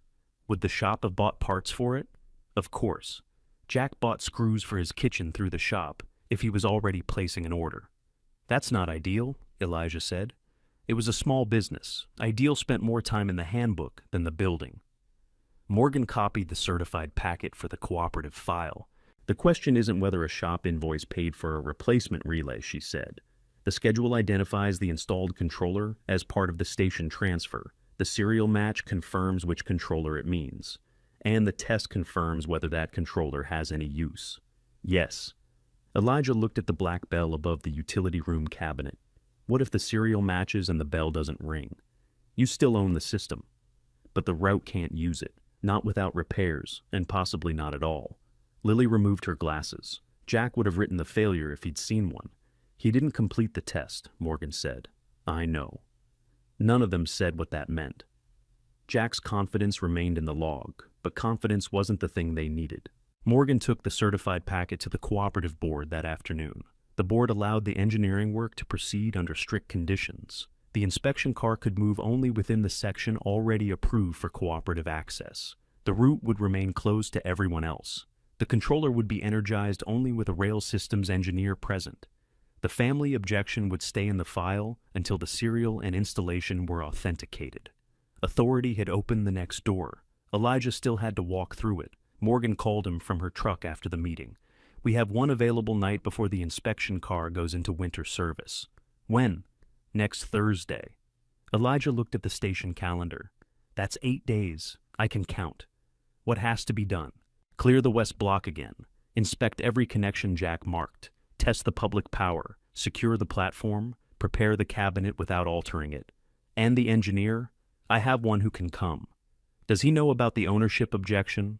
"He has the deed schedule, the survey, and Jack's log entries. He knows he's being asked to verify a system, not settle a family argument."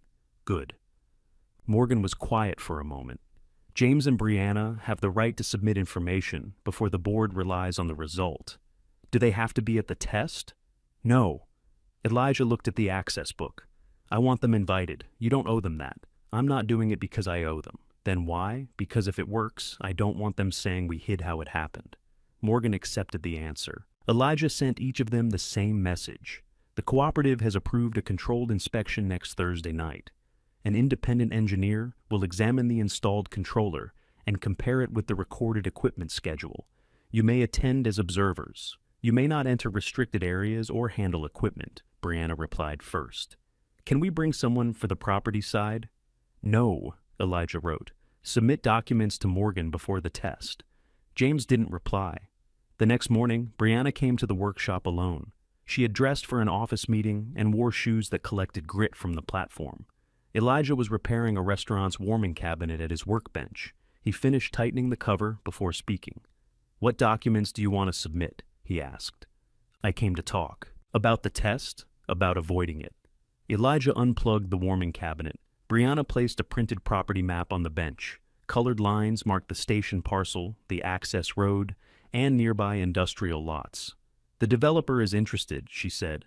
"You contacted them. I didn't use your name. You used my property. I asked a general question. That isn't what I told you. You don't get to tell me who I can speak to. No, I get to tell you not to offer what I own. I didn't offer it." Elijah waited. Brianna lowered her voice. "They'd consider a mixed-use project that preserves the station frontage, shops, apartments, maybe a public tram entrance if the cooperative pays.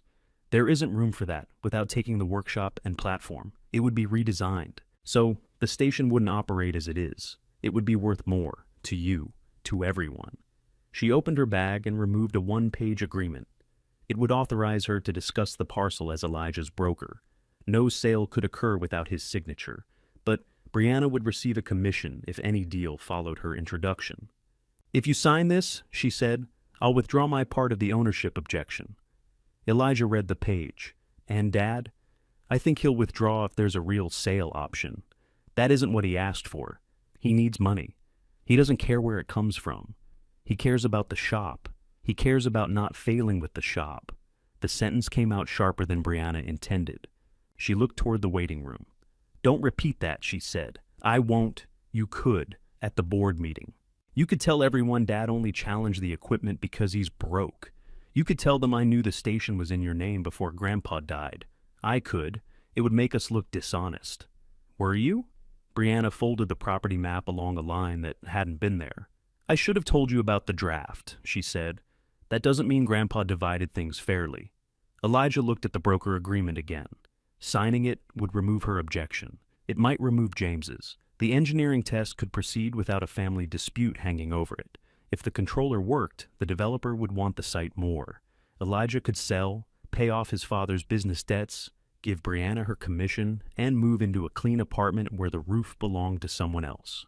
It was the easier path if he treated the station as a price. He tore neither page. He slid them back to her. "I'm not signing." Brianna's face went still. "Then don't act like you had no way to help Dad. I offered to help at the shop for regular pay 5 years ago. He wanted my station instead. You know this is bigger than a job now." "Yes." "That's why you should use it." "I am. For a volunteer tram route, for the thing Grandpa kept it able to do." Brianna picked up the papers. "And you're going to tell the board about our conversation. I'm going to give Morgan the ownership documents. That's all. You could make the objection disappear by embarrassing us. I could make you regret it. That isn't the same as proving I own the controller." She looked at him, suspicious of the mercy, because it came with no forgiveness. "What happens if the bell rings?" she asked. "I don't know that it will. But if it does? Then Morgan discusses an operating agreement with me." "How much?" "She hasn't given me terms." Brianna believed him. That worried her more than a number would have. Elijah wasn't refusing a known offer. He was accepting risk without asking the family to approve it. She left with the broker agreement unsigned. The next 8 days were filled with work. Elijah and Morgan cleared the West Block on foot. Lily checked Jack's entries against each junction. Elijah repaired the water seal at the platform housing and replaced a broken hasp on the rear gate. He installed temporary barriers along the platform edge and tested the emergency lights. Morgan brought the cooperative's inspection car to the storage shed near the west approach, but it remained off the block. It was a small maintenance vehicle with steel wheels, work lamps, and a covered cab. On test night, Morgan would move it under the engineer's direction. The day before the test, Elijah and Morgan opened the controller cabinet. The removed fuse remained sealed in its envelope. The varnished serial plate was untouched. Morgan photographed both with that day's date. "Once the fuse goes in, we follow Jack's sequence exactly," she said. "No cleaning first, not unless the engineer orders it. We test what exists. If a relay sticks, the test stops. If the bell rings more than once, the test stops. If nothing happens, we document it." Each answer left less room for hope and more room for truth. At 6 that evening, James arrived. He stood beneath the platform light while Elijah checked the rear lock. "I got your invitation," he said. "Are you coming?" "I haven't decided. The test starts at 9. James looked through the open utility room door at the gray cabinet. I found old invoices, he said. The shop paid for relays and wire after the route closed. Submit them. They could hurt your claim. If they identify this controller, submit them. James studied his son's face. You'd rather risk losing it than let this go quietly. I'd rather have the right question answered. And if it belongs to the business? Elijah looked at the cabinet, then at the rooms above it. Then I'll deal with that result. He meant it. That was the final cost James hadn't expected. Elijah wasn't asking the test to reward him. He was allowing it to tell the truth, even if the truth took something away. James left without saying whether he would return. On Thursday night, Elijah closed the workshop early. He swept the waiting room floor and placed Jack's maintenance log, Lily's statement, the certified deed packet, and the access book on the ticket counter. Morgan called to confirm the track was secured. Lily called to say she was bringing her own chair because cooperative chairs were terrible. At 8:30, Elijah unlocked the rear operator's door. Then he opened the front entrance for his family, turned on the platform light, and waited for everyone whose future might change when the inspection car moved onto Jack's old block. Lily arrived first, carrying a folding chair with a padded seat. I warned you, she told Morgan. I'm not spending an hour on cold metal. Morgan was wearing a radio clipped to her vest. Stay behind the yellow line, and you can sit on a sofa, if you bring one. Caleb Huang arrived next. At 39, he had the calm manner of someone who expected machines to disappoint him and preferred finding out exactly how. He placed 2 instrument cases on the ticket counter and introduced himself to Elijah. You're the owner and proposed operator? I'm the owner. The rest depends on tonight. That's the right answer. Caleb examined the access book before entering the utility hall. He checked the lockout tag, the sealed fuse envelope, and the photographs Morgan had taken the day before. James arrived while Caleb was photographing the cabinet. He carried a file box from Torres Electrical Repair. Brianna followed with her property folder. Neither spoke to Elijah beyond saying hello. At 8:50, Morgan gathered everyone in the waiting room. The west block is closed and secured, she said. Only the inspection car will move. Caleb controls the test. I operate the car. Elijah operates the station equipment under Caleb's direction. Lily observes the sequence against Jack's log. James and Brianna remain in the waiting room, or designated platform area. James raised the file box. Before anything is energized, these need to be reviewed. Caleb looked at Morgan. They're business invoices, James said. Relays, wire, and control parts purchased after the loop closed. Morgan took the box, but didn't open it. Were these submitted before tonight? She asked. I found the last folder this afternoon. Then they go into the record after we copy them. They don't change the safety sequence. They change who has authority to test. Elijah stood near the ticket counter. He said nothing yet. James continued. My father used shop accounts to rebuild that system.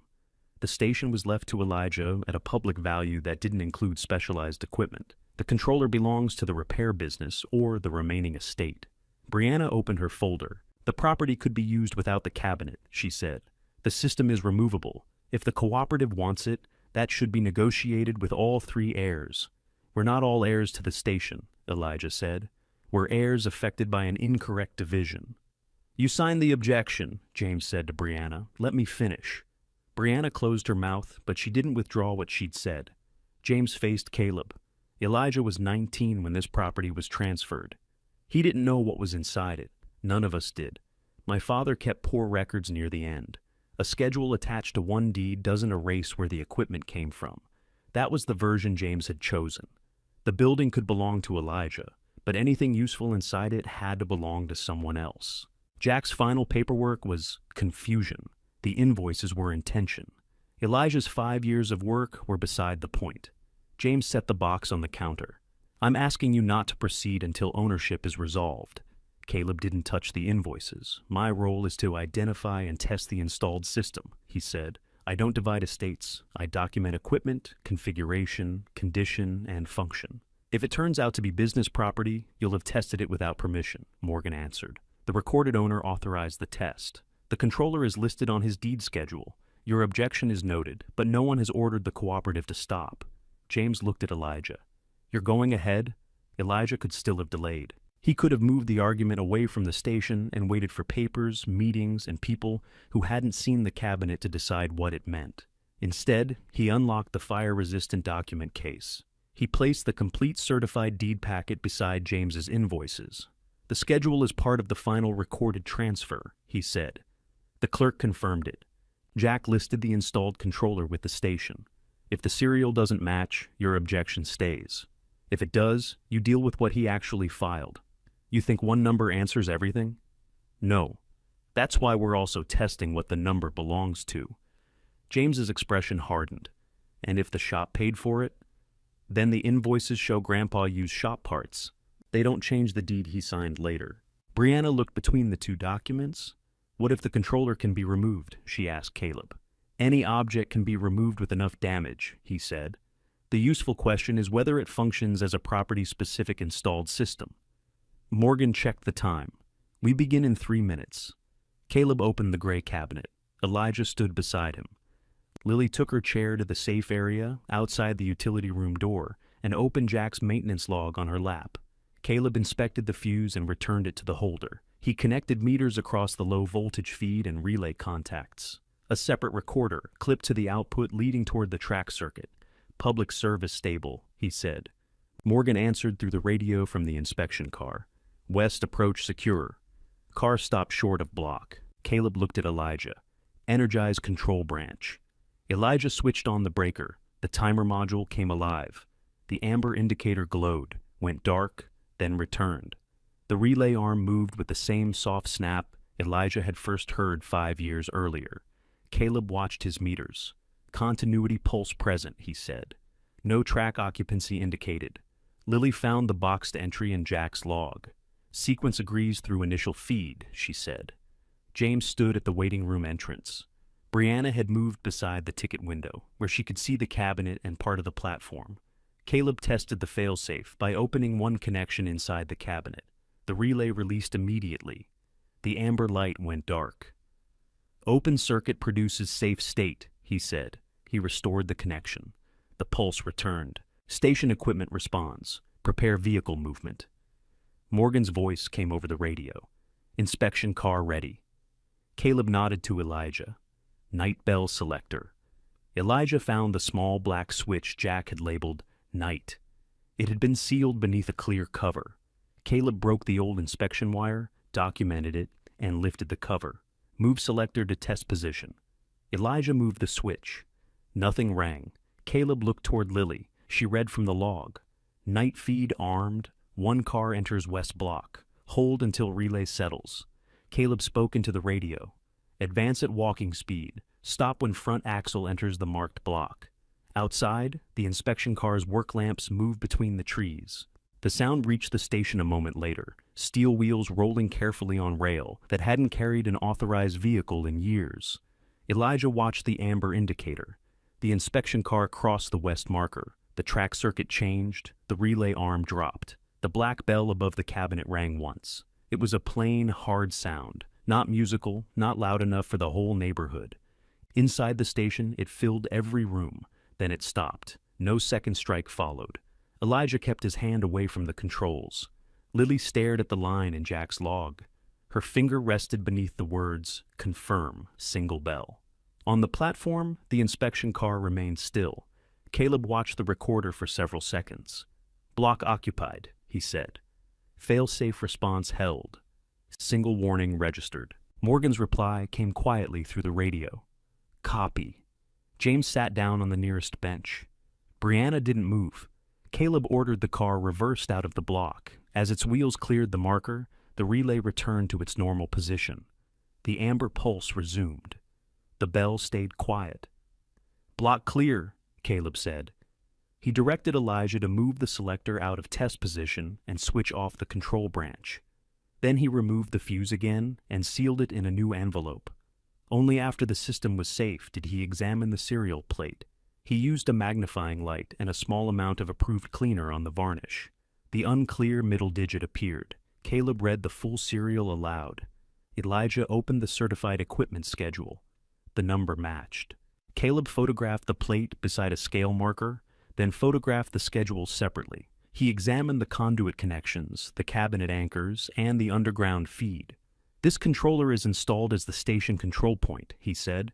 "It isn't a loose relay assembly or portable shop equipment. The cabinet serial matches the controller assigned on the recorded schedule. James looked at his invoices. "What about these?" he asked. Caleb opened the first folder. "They show purchases of replacement components. None of the descriptions identifies ownership of the installed controller. Keep them with your records." He packed his testing leads.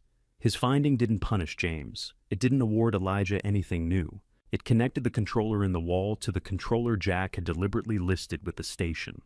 That was enough. Brianna sat beside James. "Grandpa knew the number," she said. Lily closed the maintenance log. Jack knew every number in that cabinet. "Why didn't he tell us?" James asked. Lily looked at him. "You told him the station should be stripped and sold." James's face changed. "That was years ago." "Yes."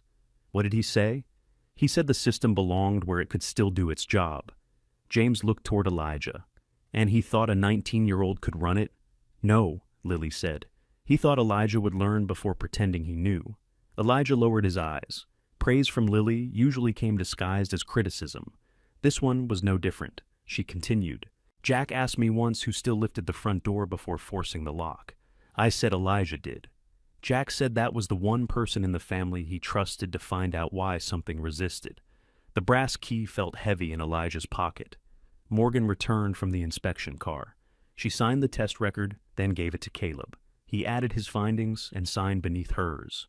Before leaving, Caleb placed copies of the serial, photographs, and circuit results into the cooperative file and Elijah's document case. "The control point performed tonight," he said. "Continued operation requires the repairs and procedures in my report.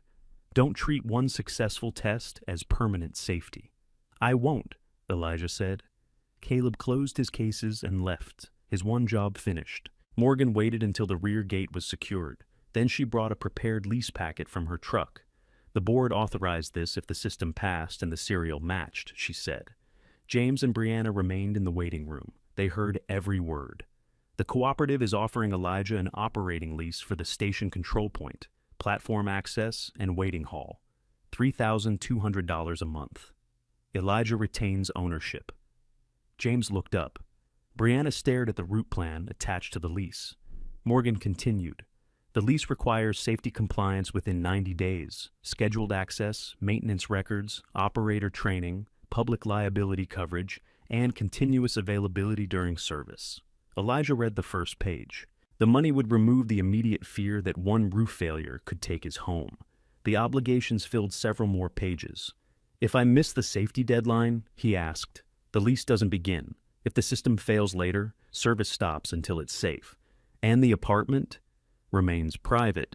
Emergency access ends at the operator hall, unless life safety requires more." Elijah turned to the signature page. James spoke from the bench. "You should have someone review that." "I will, then don't sign tonight." Morgan answered before Elijah could. "He can accept the offer and safety deadline tonight. The final lease is executed after review." Elijah signed the acknowledgement. "I accept," he said. Not because the bell had made him wealthy. It hadn't. It had made the station necessary, and it had made him responsible. Morgan signed beneath him. The 90 days began the next morning. By 9 the next morning, Morgan had covered the ticket counter with inspection reports. The list was longer than the one she'd made 5 years earlier. The platform needed a continuous handrail near the western edge. 2 canopy supports required replacement. The operator hall needed emergency lighting, a fire-rated door, and clear separation from Elijah's apartment. The control cabinet required new protective covers, updated labels, and a written shutdown procedure. The waiting room needed accessible entry hardware, smoke detection, and a second clear exit path. Elijah read every page. "When does the first lease payment arrive?" he asked. "After compliance is approved and the final lease is signed. So I pay for this before the lease starts. You pay for the building work. The cooperative covers route equipment, training, and work, specific to the inspection car. What if I run out of money on day 89? Then we have a difficult conversation on day 90. Morgan handed him a marker. They divided the tasks into station, cooperative, and shared responsibility. The station column remained the longest. Elijah postponed customer work for 3 days and began with the operator hall. He removed shelves, moved his repair bench upstairs, and marked the wall where the fire-rated door would go. At noon, James came through the front entrance. He stopped at the access book. Do I sign this? Yes. James wrote his name, time, and purpose. Under purpose, he put ownership objection. Elijah looked at him. I'm withdrawing it, James said. He handed over a signed notice addressed to the cooperative and the probate file. It stated that he no longer disputed the station controller's inclusion with Elijah's property. Brianna's signature wasn't on it. She'll file her own, James said. Did you talk to her? She talks enough without my help. Elijah placed the withdrawal in the document case. Thank you. Don't. For what? Don't make it sound generous. I saw the number. I saw the installation. I don't have a claim. That was accountability as far as James could manage it. He would correct the paperwork. He wouldn't yet say what his pressure had done. What happens to the shop? Elijah asked. I'm selling the remaining van. The landlord agreed to let me out early if I clear the space. Are you closing? I'm taking service calls from home, smaller jobs. You could have done that before. James's face tightened. I came to withdraw the objection, and I accepted it. Neither spoke for a moment. James looked toward the operator hall. You'll need a rated enclosure around that panel. It's on the list. I have leftover board at the shop. How much? You can have it. I'll pay. Elijah. I'll pay what it's worth, and you give me a receipt. James almost argued. Then he gave a tired nod. All right. That was the arrangement they could manage. Materials for money, work written down. No gifts that became leverage later. James left without asking to see the cabinet. Brianna arrived the following evening with 3 boxes in the back of her car. She signed the access book without being reminded. What's in those? Elijah asked. Grandpa's tools. She opened the first box. Jack's wood-handled screwdrivers lay in a canvas roll. The second held his soldering iron, hand drill, inspection mirror, and an old meter that no longer met current standards. The third contained station keys, brass labels, and small tools Brianna had packed from the basement before selling the house. You kept all this? I put it in storage. For 5 years? I didn't know what to do with it. You could have asked, I know. She carried the boxes no farther than the waiting room. I withdrew my objection this morning, she said. Morgan has the copy. And the developer? I told them I had no authority to discuss the parcel. Elijah examined the brass labels. Most belonged to rooms that no longer existed. One read, Platform Power. Why now? He asked. Because I watched the test. That didn't change who owned the station. No. It changed how hard it was for me to pretend I was protecting the family. She didn't apologize again. She had already discovered that saying she was sorry made her feel better faster than it helped Elijah. Instead, she opened her bag and removed work gloves. Morgan said the waiting room paint has to be stripped near the second exit. You called Morgan? I asked what I could do that didn't involve property. Elijah looked at the gloves. You can work in the public rooms when I'm here, he said. You don't enter the utility hall. You don't bring anyone to look at the building. You don't post pictures or discuss a sale. Okay. If you disagree, you leave. I said, okay. She signed into the access book again the next Saturday and spent 6 hours scraping paint from the rear waiting room door. She complained about dust, ruined one brush, and stayed until the wood was clean enough for Elijah to repair. When her phone rang, she stepped onto the platform to answer it. She didn't photograph the building. Elijah noticed. He didn't reward her with trust she hadn't earned yet.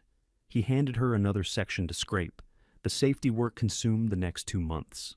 Morgan trained Elijah on the controller's shutdown sequence and had him repeat it until he could perform it in darkness. Lily sat behind the ticket counter with a stopwatch. You missed the access entry, she said after one practice. It's an emergency shutdown. And after the emergency, I make the entry. When? When the system is safe. Lily stopped the watch. Good. Again. The cooperative installed route radios and a secure key box outside the operator entrance.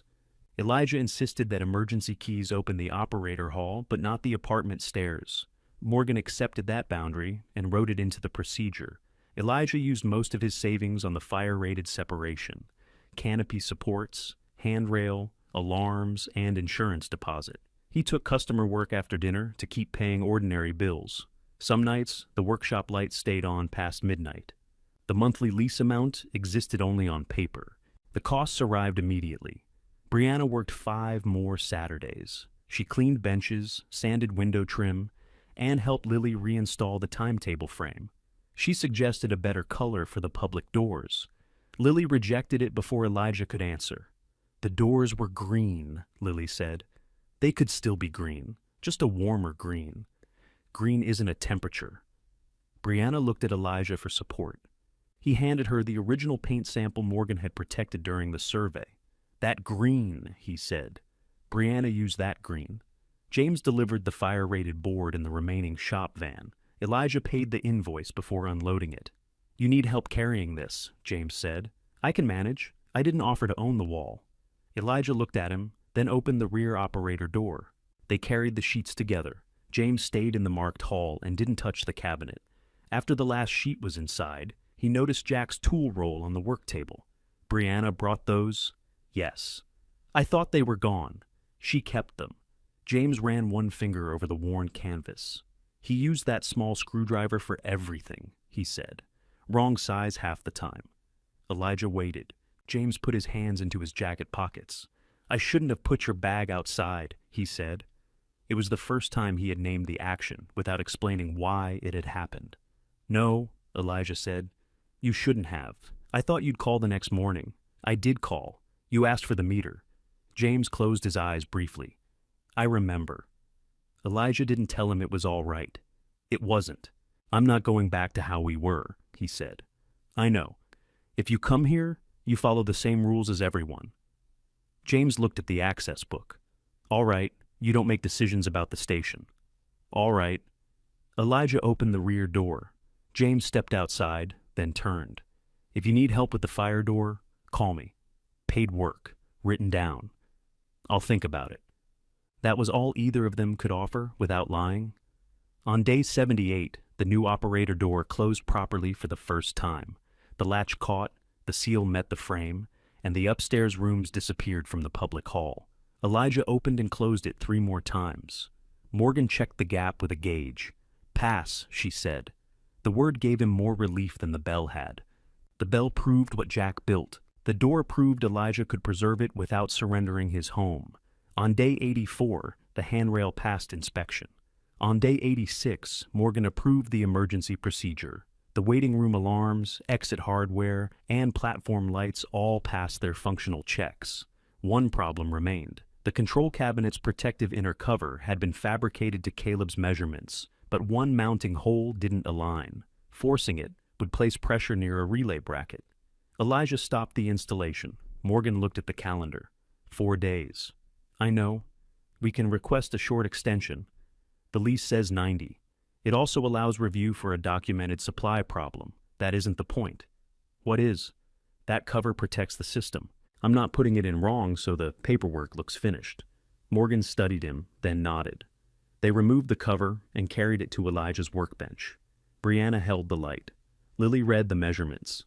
James arrived with a drill press he hadn't yet sold from the shop. Nobody touched the cabinet. They worked on the cover instead. James set the drill press on Elijah's workbench and checked the belt tension. This table level? He asked. Close. Close isn't level. Elijah handed him 2 metal shims. They supported the protective cover on wood blocks. Morgan marked the correct hole location from Caleb's measurements. Lily checked the distance twice. Brianna held a vacuum hose near the drill bit to catch the metal filings. James lowered the bit slowly. The new hole came through clean. Elijah removed the sharp edge with a hand tool, cleaned the cover, and inspected both sides beneath a bright lamp. No filings, he said. Morgan ran a white cloth over the surface. It came away clean. They carried the cover back to the utility room. Only Elijah and Morgan crossed the restricted line. James remained in the operator hall. Elijah positioned the cover without touching the relay bracket. The bolts entered by hand. He tightened them in sequence, checked the clearance, and closed the outer cabinet door. Morgan tested the protective interlock. Pass, she said. Lily wrote the result in the access book. Brianna packed the cleaning supplies. James loaded the drill press into his van. Nobody celebrated. It was late, and the final inspection was still ahead. At the rear door, James stopped beside Elijah. You didn't need me to do that, he said. I needed the drill press. James gave a short nod. It was a small correction, but an important one. Being needed for one task did not give him control over everything around it. Invoice is on the bench, he said. Elijah paid it the next morning. On day 90, Morgan began the final inspection before sunrise. She tested the emergency key box, alarms, platform lights, operator door, handrail, and cabinet covers. Elijah performed the shutdown procedure without looking at his notes. He recorded the simulated fault, secured the fuse, and notified the cooperative by radio. Morgan checked her watch. "Within procedure time," she said. They moved upstairs. She opened the fire door, inspected the seal, and confirmed that the apartment lock remained separate from the operator access system. She didn't enter the bedroom. The lease gave the cooperative no reason to be there. Back in the waiting hall, she signed the compliance page. 90 days, she said. Exactly. You could have requested the extension. I didn't need it. Morgan closed the binder. Now you get to discover that operating is harder than preparing. She placed the final lease on the ticket counter. Elijah had already reviewed it. The station remained his. The cooperative leased the control point, platform access, and public waiting hall for $3,200 each month. The operator's rooms and workshop remained private except during a genuine emergency. He signed. Morgan signed for the cooperative. The first payment arrived 3 business days later. Elijah stared at the bank entry long enough for the screen to dim. Then he paid the insurance balance, replaced the money used for the engineer, and ordered the final canopy materials. He didn't buy a car or move into an apartment. He bought what the station needed next. The route didn't open immediately. For several months, Morgan trained operators, tested the inspection car, and coordinated repairs along the West Block. Elijah checked the controller at scheduled intervals and recorded every reading. When a summer storm flooded the platform housing, the block showed a fault exactly as it should. Morgan called just after midnight. "Control point reports unsafe," she said. "I see it. Can you inspect the housing?" Elijah was already pulling on his boots. He went through the operator hall without entering the public waiting room. Rain struck the platform canopy. Water had risen around the outdoor housing, but the seal held. A fallen branch had pulled one track lead loose farther west. Elijah didn't reconnect it alone. He secured the area, confirmed the safe state, and waited for Morgan. They repaired the lead at first light. The circuit returned. The bell remained quiet because no vehicle occupied the block. That was the first test of the new pattern. The system failed safely. Elijah followed procedure, and the route lost a morning of testing instead of pretending nothing was wrong.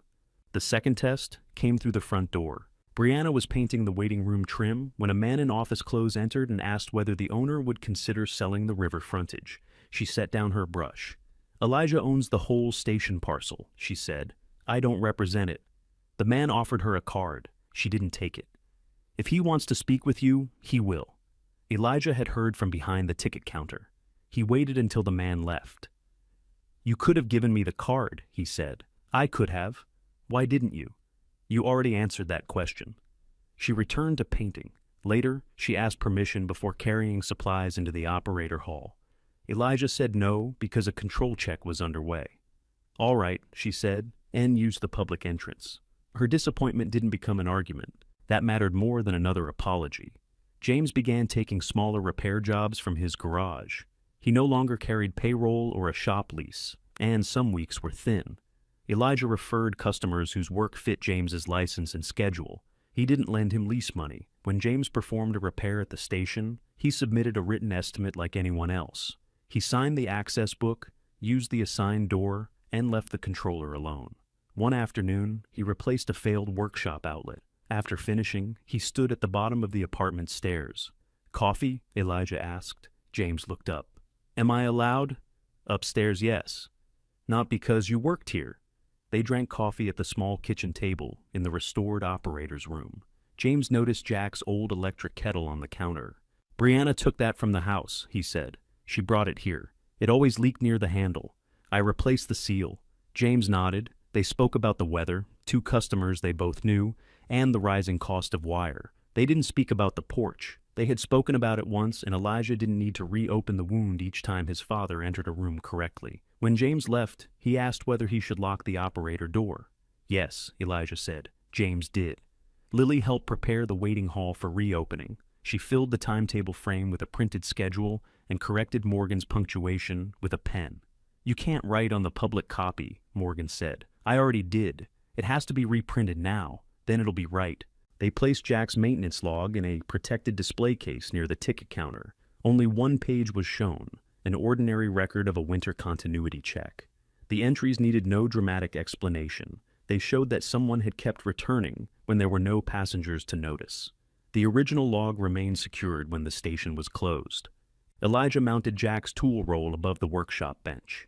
The old meter stayed on a shelf with a label, saying it was no longer approved for live work. Useful history didn't have to be used carelessly. The Huron Loop reopened on a clear Saturday morning. Morgan brought the first heritage car along the west block at walking speed. The station controller registered its entry, and the platform signal changed as designed. The night selector remained off. The bell did not ring. Adults with cameras gathered behind the handrail. Former route workers stood near Lily and compared memories. Neighbors who had watched Elijah repair the station one window at a time entered through the front doors and sat on the old benches. The waiting hall smelled of coffee, fresh paint, and warm dust from the radiators. Elijah worked at the ticket counter with the access book open beside him. He answered questions about departure times, directed people away from the operator hall, and checked the control indicator between conversations. Nobody asked why he was there. His role was visible in what he did. Brianna volunteered at the public entrance. She wore a cooperative badge with no property title beneath her name. When people praised the restoration, she pointed toward Elijah or Morgan instead of explaining her connection first. James arrived shortly before the first departure. He signed the visitor book, even though the front doors were open. "You don't have to sign that one," Elijah told him. "I know." James stood near the platform rail while the heritage car loaded. He didn't tell anyone Jack's name belonged to his business. He watched Elijah confirm the block, speak with Morgan by radio, and clear the car for departure. As the car moved west, James placed one hand on the repaired rail. "Good work," he said. Elijah checked the signal before answering. "Thank you." That was enough for the morning. The station settled into use. Elijah repaired lamps and electrical controls in the workshop during weekdays. The cooperative operated on scheduled weekends. The waiting hall opened early on service days and closed after the final car cleared the block. Lease payments covered the building, but they didn't remove the work. Leaves still clogged the roof drain. The platform needed sweeping. A relay reading drifted in cold weather and had to be checked. Public doors collected fingerprints faster than Brianna believed possible. Morgan continued to inspect his records. She returned one monthly sheet because Elijah had written normal instead of recording the actual value.